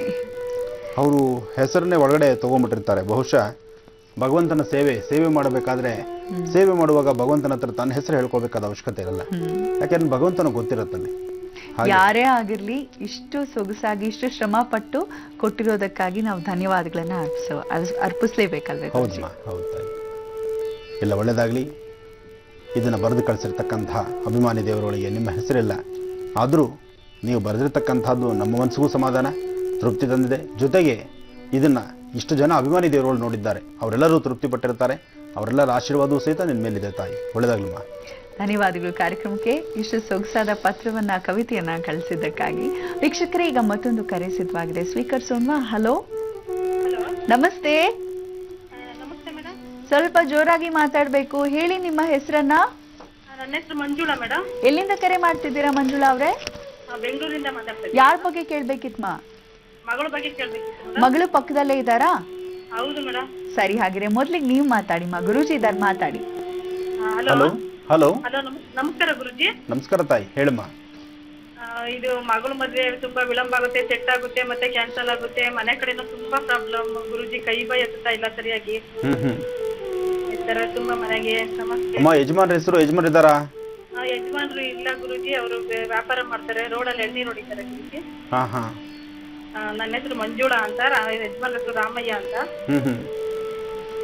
ಏನ್ ಕೆಲ್ಸ ಕೈ ಹಾಕಿದ್ರು ನಮ್ಗೆ ಕೆಲ್ಸಗಳೇ ಆಗ್ತಾ ಇಲ್ಲ ಗುರುಜಿ. ಇಲ್ಲಮ್ಮ, ನಿಮ್ಮ ಸ್ವರತರಂಗ ಪ್ರಕಾರ ಪ್ರಸ್ತುತ ಇರ್ತಕ್ಕಂಥ ತೊಂದರೆಗಳು ಇನ್ನೂ ಒಂದು 9 ತಿಂಗಳು ಹೀಗೆ ಇರುತ್ತೆ. ಮುಂದಿನ 9 ತಿಂಗಳು ದಾಟಿದ್ರೆ ಸ್ವಲ್ಪ ಮಟ್ಟಿಗೆ ಸುಧಾರಣೆ ಆಗ್ಬೋದು. ಅಲ್ಲಿವರೆಗೂ ಈ ಸಮಸ್ಯೆಯಿಂದ ನೀವು ಆಚೆ ಬರ್ಲಿಕ್ಕೆ ಕಷ್ಟ ಅನ್ಸುತ್ತೆ. ಅದಕ್ಕಾಗಿ ನೀವು ಮಾಡಬೇಕಾಗಿರ್ತಕ್ಕಂಥದ್ದು 4 ಮಂಗಳವಾರ ಆಂಜನೇಯ ಸ್ವಾಮಿ ದೇವಸ್ಥಾನಕ್ಕೆ ದಂಪತಿಗಳ ಸಮೇತ ಹೋಗಿ ಪ್ರಾರ್ಥನೆ ಮಾಡಿ ಬನ್ನಿ. ಆಂಜನೇಯ ಸ್ವಾಮಿ ದೇವಸ್ಥಾನಕ್ಕೆ ಹೋಗಿ ಪ್ರಾರ್ಥನೆ ಮಾಡೋದ್ರಿಂದ, ಅದರಲ್ಲೂ ಮಂಗಳವಾರದ ಹೊತ್ತು ಪ್ರಾರ್ಥನೆ ಮಾಡೋದ್ರಿಂದ ಇರ್ತಕ್ಕಂಥ ಸಂಕಷ್ಟಗಳು ದೂರ ಆಗುತ್ತೆ. ಜೊತೆಗೆ ಪ್ರಸನ್ನ ಆಂಜನೇಯ ಸ್ವಾಮಿ ದರ್ಶನಕ್ಕೆ ಹೊರಟಾಗ ಆಂಜನೇಯ ಸ್ವಾಮಿ ದೇವಸ್ಥಾನದಲ್ಲಿ ಕೊಡ್ತಕ್ಕಂತಹ ತೀರ್ಥ ಅಂದರೆ ಸ್ವಾಮಿಗೆ ಅಭಿಷೇಕವಾದಂಥ ಜಲತೀರ್ಥನ ತಂದು ಮನೆಗೆಲ್ಲ ಪ್ರೋಕ್ಷಣೆ ಮಾಡಿ, ಸ್ವಲ್ಪ ಮಟ್ಟಿಗೆ ಸಂಕಷ್ಟಗಳು ದೂರ ಆಗುತ್ತೆ. ಹಲೋ, ಕರೆ ಬಹುಶಃ ಕಟ್ ಆಗಿದೆ ಗುರುಜಿ. ಪರಿಹಾರವನ್ನ ತಿಳಿಸರೆ ಬಹುಶಃ ಟಿವಿ ನೋಡ್ತಾರೆ ಅಂತ ಭಾವಿಸ್ತೇನೆ. ಅದೇ ತಿಳಿಸಿದ್ನಮ್ಮ, ಆಂಜನೇಯ ಸ್ವಾಮಿ ದರ್ಶನ ಮಾಡಿದ್ರೆ ಸಾಕು, ಕೆಲಸ ಆಗುತ್ತೆ. ಖಂಡಿತ. ಮಗಳ ಮದುವೆ ಬಗ್ಗೆನೂ ಅವ್ರ ಚಿಂತನೆ ಇದೆ ಅಂದ್ರು, ಆದರೆ ಮಗಳ ಸ್ವರತರಂಗ ನಾನು ಕೇಳಲಿಕ್ಕಾಗಲಿಲ್ಲ. ಹಾಗಾಗಿ ವೀಕ್ಷಕರೇ, ಪ್ರತಿ ಬಾರಿ ಕೂಡ ನಾವು ಹೇಳ್ತಾ ಇರ್ತೇವೆ, ನೆಟ್ವರ್ಕ್ ಇರೋ ಜಾಗದಲ್ಲಿ ನಿಂತು ಮಾತಾಡಿ. ಇಲ್ದಿದ್ರೆ ಕೆಲವೊಮ್ಮೆ ಏನ್ ಮಾಡ್ತಿರ್ತೀರಾ, ಟಿವಿ ನೋಡ್ತಾ ಇರ್ತೀರಾ, ಹಾಗಾಗಿ ಹೀಗೆ ಕಟ್ ಆಗ್ಬಿಡುತ್ತೆ. ಅನ್ಯತಾ ಭಾವಿಸ್ಬೇಡಿ. ಆದ್ರೂ ಕೂಡ ಗುರುಜಿಯವ್ರ ಪರಿಹಾರವನ್ನ ನೀಡಿದ್ದಾರೆ, ಟಿವಿಯಲ್ಲಿ ನೋಡಿರ್ತೀರಾ ನಾನು ಭಾವಿಸ್ತೇನೆ. ಮಂಜುಳಾ ಅವರೇ, ಧನ್ಯವಾದಗಳು. ಗುರುಜಿ, ಇನ್ನ ಕೊನೆಯ 3 ರಾಶಿಗಳು ಏನ್ ತಿಳಿಸ್ತೀರಾ ಗುರುಜಿ? ಖಂಡಿತಮ್ಮ, ರಾಶಿಗಳ ಬಗ್ಗೆನೂ ತಿಳಿಸ್ತೀನಿ, ಜೊತೆಗೆ ವನಸಿರಿಗಳ ಬಗ್ಗೆ ನಾನು ಆಗಲೇ ಹೇಳ್ತಾ ಬರ್ತಾ ಇದ್ದೆ. ಅಮೃತಕ್ಕೆ ಸಮಾನವಾಗಿರ್ತಕ್ಕಂಥದ್ದು ಅಮೃತ ಬಳ್ಳಿ. ಕಣ್ಣಿಗೆ ಬೇಕಾಗಿರ್ತಕ್ಕಂಥದ್ದು, ಅದು ವಿಶೇಷವಾಗಿರ್ತಕ್ಕಂತಹ ಸೊಪ್ಪಿದೆ. ಆ ಸೊಪ್ಪು ಪ್ರತಿದಿನ ಆಹಾರಕ್ಕೂ ನಾವು ಬಳಸ್ತೀವಿ. ಹೊನಗೊನೆ ಸೊಪ್ಪು ಅಂತಕ್ಕಂಥದ್ದು ಎಲ್ಲರಿಗೂ ತಿಳಿದಿರ್ತಕ್ಕಂತಹ ವಿಚಾರ. ಈ ಹೊನಗೊನೆ ಸೊಪ್ಪನ್ನು ಸಾಧ್ಯವಾದಷ್ಟು ಆಹಾರದಲ್ಲಿ ಹೆಚ್ಚು ಬಳಸಿ, ಆಗ ಕಣ್ಣು ಬಹಳಷ್ಟು ಅನುಕೂಲ ಆಗುತ್ತೆ. ಕಣ್ಣಿಗೆ ಸಂಬಂಧಪಡ್ತಕ್ಕಂಥ ವಿಟಮಿನ್ಸ್ ಅದರಲ್ಲಿದೆ, ಅದು ಹೆಚ್ಚು ಅನುಕೂಲ ಆಗುತ್ತೆ. ಅಷ್ಟೇ ಅಲ್ದಿರ ಕಣ್ಣಿನ ಸುತ್ತ ಕಪ್ಪಾಗುವಂಥದ್ದು, ಕಣ್ಣಿನಲ್ಲಿ ಪೊರೆ ಬರ್ತಕ್ಕಂಥದ್ದು, ಕಣ್ಣು ಯಾವಾಗಲೂ ಗೀಜು ಕಟ್ತಕ್ಕಂಥದ್ದು, ಆ ಗೀಜಿಂದ ಒದ್ದಾಡ್ತಕ್ಕಂಥದ್ದು, ಕೆಲವರಿಗೆ ಕಣ್ಣು ಸರಿ ಕಾಣದಿರ ಆಗುವಂತಹ ಪರಿಸ್ಥಿತಿ ಸಾಕಷ್ಟು ಕಂಡು ಬರುತ್ತೆ. ಆಗ ನೀವು ಮಾಡ್ಕೊಳ್ಬೇಕಾಗಿರ್ತಕ್ಕಂತಹ ಚಿಕ್ಕದಾದಂಥ ಸುಲಭೋಪಾಯ ಒಂದು ಅನುಕೂಲ ಇದೆ. ಹೊನಗೊನೆ ಸೊಪ್ಪು, ಇದಕ್ಕೆ ಸಂಬಂಧಪಡ್ತಕ್ಕಂಥ ಬೇರೆ ಔಷಧಿಗಳನ್ನು ನಾನು ಮುಂದೆ ತಿಳಿಸ್ಕೊಡ್ತೀನಿ. ಅದಕ್ಕೂ ಮುನ್ನ ಈಗ ರಾಶಿಫಲ ತಿಳ್ಕೊಂಡ್ಬಿಡೋಣ. ಇನ್ನು ಮಕರ ರಾಶಿ. ಮಕರ ರಾಶಿಯಲ್ಲಿರ್ತಕ್ಕಂಥವ್ರು ರಾಶಿ ನಕ್ಷತ್ರಚಾರ ಪ್ರಕಾರವಾಗಿ ಆರ್ಥಿಕ ಪರಿಸ್ಥಿತಿಯಲ್ಲೇನೋ ಬಹಳ ಅಭಿವೃದ್ಧಿನೇ, ಮನಸ್ಸಿಗೂ ಶಾಂತಿ, ಮನಸ್ಸಿಗೂ ನೆಮ್ಮದಿ ಇರುತ್ತೆ. ಜೊತೆಗೆ ಇವತ್ತು ನೀವು ಅಂದುಕೊಂಡಂತಹ ಕೆಲಸಗಳನ್ನು ಸಿದ್ಧಿಪಡಿಸ್ಕೊಳ್ತೀರಿ. ಆದರೂ ಯಾರು ಸ್ನೇಹಿತರು, ಯಾರು ಶತ್ರುಗಳು, ಯಾರು ಒಳ್ಳೆಯವರು, ಯಾರು ಕೆಟ್ಟವರು, ಯಾರನ್ನ ನಂಬಬೇಕು, ಯಾರನ್ನ ನಂಬಬಾರದು, ಈ ಕನ್ಫ್ಯೂಷನಲ್ಲಿ ನೀವಿದ್ದೀರಿ. ಯಾಕೆಂದರೆ ಇತ್ತೀಚೆಗೆ ನಡೆದಂತಹ ಅವಘಡಗಳು ನಿಮ್ಮನ್ನು ಬಹಳ ಹಿಂಸೆ ಪಡಿಸಿದೆ. ಯಾಕೆಂದ್ರೆ ನೀವು ನಂಬಿದ್ದೀರಿ, ನಂಬಿರ್ತಕ್ಕಂತಹ ಸ್ನೇಹಿತರಿಂದಲೇ, ನಂಬಿರ್ತಕ್ಕಂಥವರಿಂದಲೇ ಕೆಲವು ವಿಷಯಗಳು ಆಚೆ ಹೋಗಿ ಇಲ್ಲದಂಥ ರೀತಿ ಸಮಸ್ಯೆಗಳನ್ನು ತಂದುಕೊಂಡಿರ್ತಕ್ಕಂಥ ಪರಿಸ್ಥಿತಿ ಎದುರಾಗಿರ್ಬೋದು. ಜೋಪಾನ, ಪರಿಸ್ಥಿತಿ ಅಷ್ಟು ಸಮಂಜಸವದ್ದಲ್ಲ. ರಾಶಿ ಫಲದಲ್ಲಿರ್ತಕ್ಕಂತಹ ಭವಿಷ್ಯತ್ತು ಸಮಂಜಸವದ್ದಲ್ಲ. ಜೊತೆಗೆ ಇವತ್ತಿನ ದಿವಸ ಮಕರ ರಾಶಿಯಲ್ಲಿರ್ತಕ್ಕಂಥವ್ರು ಸಾಧ್ಯವಾದರೆ ಪ್ರಸನ್ನ ಆಂಜನೇಯ ಸ್ವಾಮಿ ದೇವಸ್ಥಾನಕ್ಕೆ ಸೂರ್ಯಾಸ್ತಮ ಕಾಲದಲ್ಲಿ ಹೋಗಿ ಸ್ವಾಮಿಗೆ ವಿಳೆದೆಲೆ ಕೇಸರಿ ಕೊಡೋದ್ರಿಂದ ಮಕರ ರಾಶಿಯಲ್ಲಿರ್ತಕ್ಕಂಥವರ ದೋಷಗಳು ಖಂಡಿತ ದೂರ ಆಗುತ್ತೆ. ಇನ್ನು ಕುಂಭರಾಶಿ. ಕುಂಭರಾಶಿಯಲ್ಲಿರ್ತಕ್ಕಂಥವ್ರು ರಾಶಿ ನಕ್ಷತ್ರಚಾರ ಪ್ರಕಾರ ಗುರು ಮತ್ತು ಚಂದ್ರ ಇರ್ತಕ್ಕಂಥದ್ದು, ಕೇತು ಇರ್ತಕ್ಕಂಥ ಆಸ್ಥಾನ ಅಷ್ಟು ಸಮಂಜಸವಾಗಲ್ದಿರ ಇವತ್ತಿನ ದಿವಸ ಸ್ವಲ್ಪ ಮಟ್ಟಿಗೆ ತೊಂದರೆಗಳು ಸಾಕಷ್ಟಿದೆ. ಕುಂಭರಾಶಿಯಲ್ಲಿರ್ತಕ್ಕಂಥವ್ರು ಆರೋಗ್ಯ ಪರಿಸ್ಥಿತಿ ಸರಿಯಿಲ್ಲ, ಮನಸ್ಸಿಗೂ ನೆಮ್ಮದಿ ಇರೋದಿಲ್ಲ. ಆರ್ಥಿಕ ಪರಿಸ್ಥಿತಿನ ಅಭಿವೃದ್ಧಿ ಪಡಿಸ್ಕೊಳ್ಳೋದಕ್ಕಾಗಿ ಸಾಕಷ್ಟು ಶ್ರಮ ಪಡಬೇಕಾಗತ್ತೆ. ಹಾಗೆ ನೀವೇನು ಅಂದ್ಕೊಂಡಿರ್ತೀರಿ, ಏನು ಮಾಡಬೇಕಾಗತ್ತೆ, ಯಾವ ಕೆಲಸ ಮಾಡಿದ್ರೆ ಅನುಕೂಲ ಆಗತ್ತೆ, ಅದ್ರ ಬಗ್ಗೆ ಚಿಂತನೆ ಮಾಡೋಕ್ಕೆ ಸಾಕಷ್ಟು ಸಮಯ ತಗೊಳ್ಬೇಕಾಗತ್ತೆ. ಯಾಕೆಂದರೆ ಕುಂಭರಾಶಿಯಲ್ಲಿರ್ತಕ್ಕಂಥವ್ರ ಆರೋಗ್ಯ ಪರಿಸ್ಥಿತಿ ಇವತ್ತಷ್ಟು ಸಮಂಜಸವದ್ದಲ್ಲ, ಮನಸ್ಸಿಗೂ ನೆಮ್ಮದಿ ಇರೋದಿಲ್ಲ. ಏನು ಮಾಡ್ತಾ ಇದ್ರು ನೀವು ಮಾಡೋಂಥ ಕೆಲಸ ನಿಮಗೆ ಸಮಾಧಾನವಾಗಿರೋದಿಲ್ಲ. ಯಾವತ್ತೂ ಅವ್ರವ್ರು ಮಾಡೋ ಕೆಲಸ ಅವ್ರಿಗೆ ಸಮಾಧಾನ ಆದರೆ 4 ಜನಕ್ಕೆ ಅದು ಇಷ್ಟಪಡೋಂಗಾಗತ್ತೆ. ಅವ್ರು ಮಾಡ್ತಕ್ಕಂಥ ಕೆಲಸ ಅವರಲ್ಲೇ ಎಲ್ಲೋ ಒಂದು ಕಡೆ ಡೌಟ್ ಆಗಿರ್ತಕ್ಕಂಥದ್ದು, ಅಸಮಾಧಾನ ಆಗುವಂಥದ್ದಾದರೆ ತಾನು ಮಾಡ್ತಾ ಇರ್ತಕ್ಕಂಥ ಕೆಲಸ ಸಮಂಜಸವದ್ದಲ್ಲ ಅಂತ ತಮಗೆ ಒಳಗಡೆ ಒಂದು ಮನಸ್ಸಿರುತ್ತೆ, ಆ ಮನಸ್ಸು ಹೇಳ್ತಾ ಇರುತ್ತೆ. ಆದರೆ ರಾಶಿ ಫಲದಲ್ಲಿ ಇವತ್ತಿನ ದಿವಸ ದೇವಿ ಆರಾಧನೆ ಮಾಡೋದ್ರಿಂದ ಖಂಡಿತ ಇಷ್ಟಾರ್ಥಗಳ ಸಿದ್ಧಿ ಆಗುತ್ತೆ. ಆ ದೇವಿ ಆರಾಧನೆಯಲ್ಲಿ ಶ್ರದ್ಧೆಯಿಂದ ಭಕ್ತಿಯಿಂದ ನೀವು ಮಾಡುವಂಥ ಅನುಷ್ಠಾನ, ಅದರ ಫಲದಿಂದ ಸಿಗ್ತಕ್ಕಂತಹ ಒಂದು ಪುಣ್ಯ ಫಲದ ವಿಶೇಷತೆ ಸಾಕಷ್ಟು ಇದೆ. ಇವತ್ತು ದೇವಿ ಆರಾಧನೆ ಮಾಡಿ ಕುಂಭರಾಶಿಯವರ ಫಲ ಮತ್ತಷ್ಟು ವಿಶೇಷವಾಗಿರುತ್ತೆ. ಇನ್ನು ಕಡೆ ರಾಶಿ ಮೀನರಾಶಿ. ಮೀನರಾಶಿಯಲ್ಲಿರ್ತಕ್ಕಂಥವ್ರು, ರಾಶಿ ಫಲದಲ್ಲಿ ಮೀನರಾಶಿಯಲ್ಲಿರ್ತಕ್ಕಂಥವ್ರು ಇವತ್ತಿನ ದಿವಸ ಸ್ವಲ್ಪ ಕನ್ಫ್ಯೂಷನ್ ಇರ್ತಕ್ಕಂಥದ್ದು, ಅಸಮಾಧಾನ ಇರ್ತಕ್ಕಂಥದ್ದು, ನೋವಿರ್ತಕ್ಕಂಥದ್ದು. ನಿಮ್ಮ ಆತ್ಮೀಯರೊಂದಿಗೂ ಏನಾರು ಯಾವುದೇ ಒಂದು ವಿಚಾರಗಳಾದರೂ ಇನ್ನೊಬ್ಬರಲ್ಲೇ ಹಂಚಿಕೊಂಡು ಆ ಸಮಸ್ಯೆಗಳಿಗೆ ಒಂದು ಪರಿಹಾರ ತಂದುಕೊಳ್ಬೇಕು ಅಂತಕ್ಕಂಥ ಆಸೆ ಇರ್ತಕ್ಕಂಥದ್ದು. ಆದರೆ ಯಾರೊಬ್ಬರು ಸಹಿತ ನಿಮ್ಮ ಮಾತಿಗೆ ಸ್ಪಂದಿಸುವಂಥ ರೀತಿಯಾಗಲಿ ಅಥವಾ ನಿಮ್ಮ ಸಮಸ್ಯೆಗಳಿಗೆ ಆ ಕಿವಿ ಕೊಟ್ಟು ಆಲಿಕೆಯಿಂದ ಕೇಳಿ ಅದಕ್ಕೆ ಸೂಕ್ತವಾದಂಥ ಪರಿಹಾರ ಕೊಡ್ತಕ್ಕಂಥದ್ದಾಗಲಿ ಇದು ತುಂಬ ಕಡಿಮೆ ಅನಿಸುತ್ತೆ. ಇವತ್ತು ಮಧ್ಯಾಹ್ನ 12 ಗಂಟೆಯಿಂದ 4 ಗಂಟೆ 20 ನಿಮಿಷದವರೆಗೂ ಒಂದಲ್ಲ ಒಂಥರ ಸಮಸ್ಯೆಗಳ ಬೇಗೆ ನಿಮ್ಮನ್ನು ಬಾಧಿಸ್ತಾ ಇರುತ್ತೆ. ಜೊತೆಗೆ ಆರೋಗ್ಯದಲ್ಲಿ ಹೊಟ್ಟೆಗೆ ಸಂಬಂಧಪಟ್ಟಂಥ ಸಮಸ್ಯೆಗಳನ್ನು ನೋಡಬೇಕಾಗತ್ತೆ. ಮೀನರಾಶಿಯಲ್ಲಿರ್ತಕ್ಕಂಥವ್ರು ಬ್ಯಾಂಕು ಮತ್ತು ಆಫೀಸು ಕಚೇರಿಗಳ ವಿಚಾರದಲ್ಲಿ ಸ್ವಲ್ಪ ಜೋಪಾನ. ಆರ್ಥಿಕ ಪರಿಸ್ಥಿತಿಯಲ್ಲಿರ್ತಕ್ಕಂಥ ನಿಮ್ಮ ಅಂಗೈಯಲ್ಲಿರ್ತಕ್ಕಂಥ ವಸ್ತುಗಳನ್ನು ಯಾರಾದರೂ ಮತ್ತೊಬ್ಬರಿಗೆ ಕೊಟ್ಟರೆ ಆ ವಸ್ತುಗಳನ್ನು ಪುನಃ ಪಡಿಲಿಕ್ಕೆ ಸಾಕಷ್ಟು ಕಷ್ಟ ಆಗ್ಬೋದು. ಜೋಪಾನ, ಆದಷ್ಟು ಹುಷಾರಾಗಿರಿ. ವಸ್ತುಗಳನ್ನು ನಿಮ್ಮ ಅಂಗೈಯಲ್ಲಿರ್ತಕ್ಕಂಥದ್ದನ್ನು ಮತ್ತೊಬ್ಬರಿಗೆ ಕೊಟ್ಟು ಅವರಿಂದೇ ಓಡಾಡೋದಕ್ಕಿಂತ ಕೊಡದಿರಾ ಆಲೋಚನೆ ಮಾಡಿ ಸ್ವಲ್ಪ ಹೊತ್ತಿಗೆ ಮಾತ್ರ ನಿಷ್ಠುರ ಇರುತ್ತೆ. ಕೊಟ್ಟು ಪೂರ್ಣವಾಗಿ ನಿಷ್ಠುರ ತಂದುಕೊಳ್ಳೋದಕ್ಕಿಂತ ಕೊಡದಿರ ನಿಷ್ಠುರ ತೆಗೆದುಕೊಳ್ತಕ್ಕಂಥದ್ದು ಬಹಳ ಉತ್ತಮ. ಜೋಪಾನ. ಬನ್ನೀಗ ಮತ್ತೊಂದು ಕರೆ ಸಿದ್ಧವಾಗಿದೆ, ಮಾಡಿರೋ ಯಾರು ಅಂತ ಕೇಳೋಣ. ಹಲೋ ಹಲೋ, ನಮಸ್ತೆ. ನಮಸ್ತೆ, ಯಾರು ಮಾತಾಡ್ತಿರೋದು? ನನ್ನ ಹೆಸರು ಜಯಂತಿ ಅಂತ. ಎಲ್ಲಿಂದ ಕರೆ ಮಾಡ್ತಿದ್ದೀರಮ್ಮ? ಬೆಂಗಳೂರು ನಂದಿನಿ ಲೇಔಟ್ ಇಂದ. ಯಾರ ಬಗ್ಗೆ ಕೇಳ್ಬೇಕಿತ್ತು ಜಯಂತಿ ಅವರೇ? ನಾನು ಸ್ವಲ್ಪ ನನ್ನ ಬಗ್ಗೆ ಕೇಳ್ತೀನಿ, ಒಂದ್ ನಿಮಿಷದಲ್ಲಿ ನನ್ನ ಮಗಳ ಬಗ್ಗೆನೂ ಕೇಳ್ತೀನಿ. ಮಗಳ ಪಕ್ಕದಲ್ಲೇ ಇದ್ದಾರಾ? ಇದಾರೆ, ಮಗಳ ಪಕ್ಕದಲ್ಲೇ ಇದ್ದಾರೆ. ಹಾಗಿದ್ರೆ ಮೊದ್ಲಿಗೆ ಬೇಗ ನಿಮ್ ಬಗ್ಗೆ ಕೇಳ್ಬಿಡಿ. ಖಂಡಿತ ಖಂಡಿತ. ಹಲೋ. ನಮಸ್ಕಾರ ಸ್ವಾಮೀಜಿ. ನಮಸ್ಕಾರ ತಾಯಿ, ಹೇಳಮ್ಮ. ನಾನು ನೋಡ್ತಾ ಇರ್ತೀನಿ ನಿಮ್ ಪ್ರೋಗ್ರಾಮ್ ನಾನು ಇದ್ರಲ್ಲೂ ನೋಡಿದ್ದೀನಿ, ಸುವರ್ಣಲ್ಲಿ ನೋಡಿದ್ದೀನಿ, ಈ ಟಿವಿನಲ್ಲಿ ನೋಡಿ, ಎಲ್ಲದ್ರಲ್ಲೂ ನೋಡಿದ್ದೀನಿ. ತುಂಬಾ ಚೆನ್ನಾಗಿ ಬರ್ತಿದೆ ಸ್ವಾಮೀಜಿ. For that congratulations. ಒಂದು ಒಳ್ಳೇದಮ್ಮ. ಎರಡನೇದು ಸ್ವಾಮೀಜಿ, ನಂದು ಆಕ್ಚುಲಿ ನಂದು ರಾಶಿ ಯಾವುದು ಅಂತ ಕರೆಕ್ಟ್ ಆಗಿ ಗೊತ್ತಿಲ್ಲ ನನ್ಗೆ. ಬಿಕಾಸ್ ನಮ್ ತಂದೆ ಹೇಳ್ತಿದ್ರು ಡೇಟ್ ನಿಂದು ಮಂತ್ ಸರಿಯಾಗಿ ಕೊಟ್ಟಿಲ್ಲ ಅಂತ. ಬಟ್ ನಂದೆಲ್ಲ ರೆಕಾರ್ಡ್ಸ್ ಅಲ್ಲಿ ಇರೋದು 17/6/62 ಸ್ವಾಮೀಜಿ. ಆದ್ರಿಂದ ನನಗೆ ಯಾವಾಗ್ಲೂ ಕೆಲವರು ವೃಶ್ಚಿಕ ಅಂತಾರೆ, ಕೆಲವರು ಮಕರ ಅಂತಾರೆ, ನನಗೆ ಗೊತ್ತಾಗೋದಿಲ್ಲ. ಅದ್ರ ಬಗ್ಗೆ ಒಂಚೂರು ನಂಗೆ ಕ್ಲಾರಿಫಿಕೇಶನ್ ಬೇಕಾಗಿತ್ತು ಗುರುಜಿ. ನೋಡಮ್ಮ, ಈಗ ಪ್ರಸ್ತುತ ನಿಮ್ಮ ಸ್ವರತರಂಗ ಪ್ರಕಾರ ಇದು ವೃಶ್ಚಿಕ ರಾಶಿನೇ. ಹೌದಾ ಸರ್? ಯಾಕೆಂದ್ರೆ ಸಮಸ್ಯೆಗಳಂತಕ್ಕಂಥದ್ದು ದಿನಪ್ರತಿ ಒಂದಲ್ಲ ಒಂಥರ ಸಮಸ್ಯೆಗಳನ್ನೇ ಹೆದರ್ಸ್ತಾ ಇರ್ತೀರ ನೀವು. ಜೊತೆಗೆ ಯಾವಾಗ ಯಾವ ತರ ಯಾವ ಸಮಸ್ಯೆ ಎದುರಾಗುತ್ತೆ ಅನ್ನೋದನ್ನ ಅರಿವು ಇಲ್ದಂಗೆ ಆಗುತ್ತೆ ನಿಮ್ ಕೆಲವು ಪರಿಸ್ಥಿತಿಗಳು. ಈಗ ಪ್ರಸ್ತುತ ವೃಶ್ಚಿಕ ರಾಶಿಯವರ ಭವಿಷ್ಯತ್ತು ಆಗಿದೆ. ಜೊತೆಗೆ ಮನಸ್ಥಿತಿ ತುಂಬಾ ಚಂಚಲತೆ ಇರತಕ್ಕಂಥದ್ದು. ಮತ್ತೆ ಯಾವುದನ್ನು ಯಾವುದೇ ಒಂದು ಕೆಲಸ ಮಾಡ್ಬೇಕು ಅನ್ಕೊಂಡ್ರು ಕೈಗೆ ಎತ್ಕೊಂಡಂತಹ ಕೆಲಸ ಪರಿಪೂರ್ತಿ ಆಗದಿರ 80% ಪೂರ್ತಿ ಮಾಡ್ತೀರಿ, 20% ಹಾಗೆ ಬಿಟ್ಬಿಡ್ತೀರಿ. ಇದು ಪ್ರಸ್ತುತ ಈಗ ನಡೀತಾ ಇರ್ತಕ್ಕಂಥ ಭವಿಷ್ಯತ್ತು. ಇದು ವೃಶ್ಚಿಕ ರಾಶಿನೇ ನಿಮ್ಮದಾದ್ರಿಂದ ಇನ್ನು ಮುಂದಿನ ವೃಶ್ಚಿಕ ರಾಶಿ ಭವಿಷ್ಯತ್ತನ್ನೇ ನೀವು ನೋಡೋದು ಕರೆಕ್ಟ್ ಆಗಿರುತ್ತೆ. ನೀವು ನನ್ನ ಕಾರ್ಯಕ್ರಮದಲ್ಲಿ ಬರ್ತಕ್ಕಂಥ ವೃಶ್ಚಿಕ ರಾಶಿ ಭವಿಷ್ಯತ್ತನ್ನು ತಿಳ್ಕೊಳ್ಳಿ.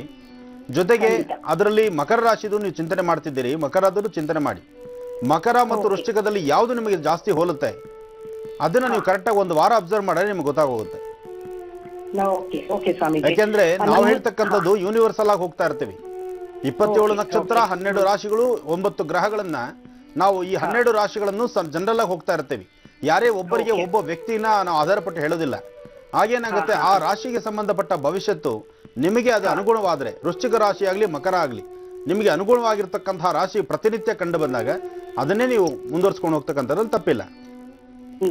ನನ್ ಮುಂದೆ ಚೆನ್ನಾಗಿರುತ್ತೆ ಸ್ವಾಮೀಜಿ, ನಂದು ಲೈಫ್ ಚೆನ್ನಾಗಿದೆ ಸ್ವಾಮೀಜಿ.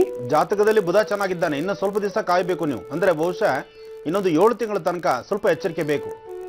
ಈಗ ಪ್ರಸ್ತುತ ಈ ಕಾಲು ನೋವು, ಸೊಂಟ ನೋವು ಅಂತ ಏನ್ ಬರ್ತಿದೆ, ಇದೆಲ್ಲ ವೃಶ್ಚಿಕ ರಾಶಿಯಲ್ಲಿ ಇರ್ತಕ್ಕಂಥವ್ರಿಗೆ ಇರ್ತಕ್ಕಂಥದ್ದು. ಹೌದಾ ಸ್ವಾಮೀಜಿ? ಅದರಿಂದ ಸ್ವಲ್ಪ ವೃಶ್ಚಿಕ ರಾಶಿನೇ ನೀವು ಫಾಲೋ ಅಪ್ ಮಾಡಿದ್ರೆ ಕರೆಕ್ಟಾಗಿ ಗೊತ್ತಾಗ್ಬಿಡುತ್ತೆ. Okay, thank you Swamiji. Swamiji, ನನ್ನ ಮಗಳು ಹುಟ್ಟಿರೋದು 2589, ಇಲ್ಲೇ ಇದ್ದಾಳೆ, ಕೊಡ್ತೀನಿ. 1 ನಿಮಿಷ ಮಾತಾಡ್ಬಿಡಿ ಸ್ವಾಮೀಜಿ ಪ್ಲೀಸ್. ಕೊಡಿಮ್ಮ. Hello hello. ನಮಸ್ಕಾರ ಗುರುಜಿ. ನಮಸ್ಕಾರಮ್ಮ, ಹೇಳು ಮಗು. ನಾನ್ date of birth 2 May 89. So ಇಬ್ರು 3 ಜನ ನಿನ್ ಕುಂಭ ಇಲ್ಲ ನಿನ್ ಮೀನ ಅಂತ ಹೇಳ್ತಾರೆ. ಸೊ ಕರೆಕ್ಟ್ ಆಗಿ ನನ್ಗೆ ಗೊತ್ತಿಲ್ಲ ಯಾವ ರಾಶಿ ಅಂತ. ಸೊ ನಾನ್ ಇಂಜಿನಿಯರಿಂಗ್ ಮುಗಿಸಿನಿ, ಕೆಲಸ ಮಾಡ್ತಿದ್ದೆ.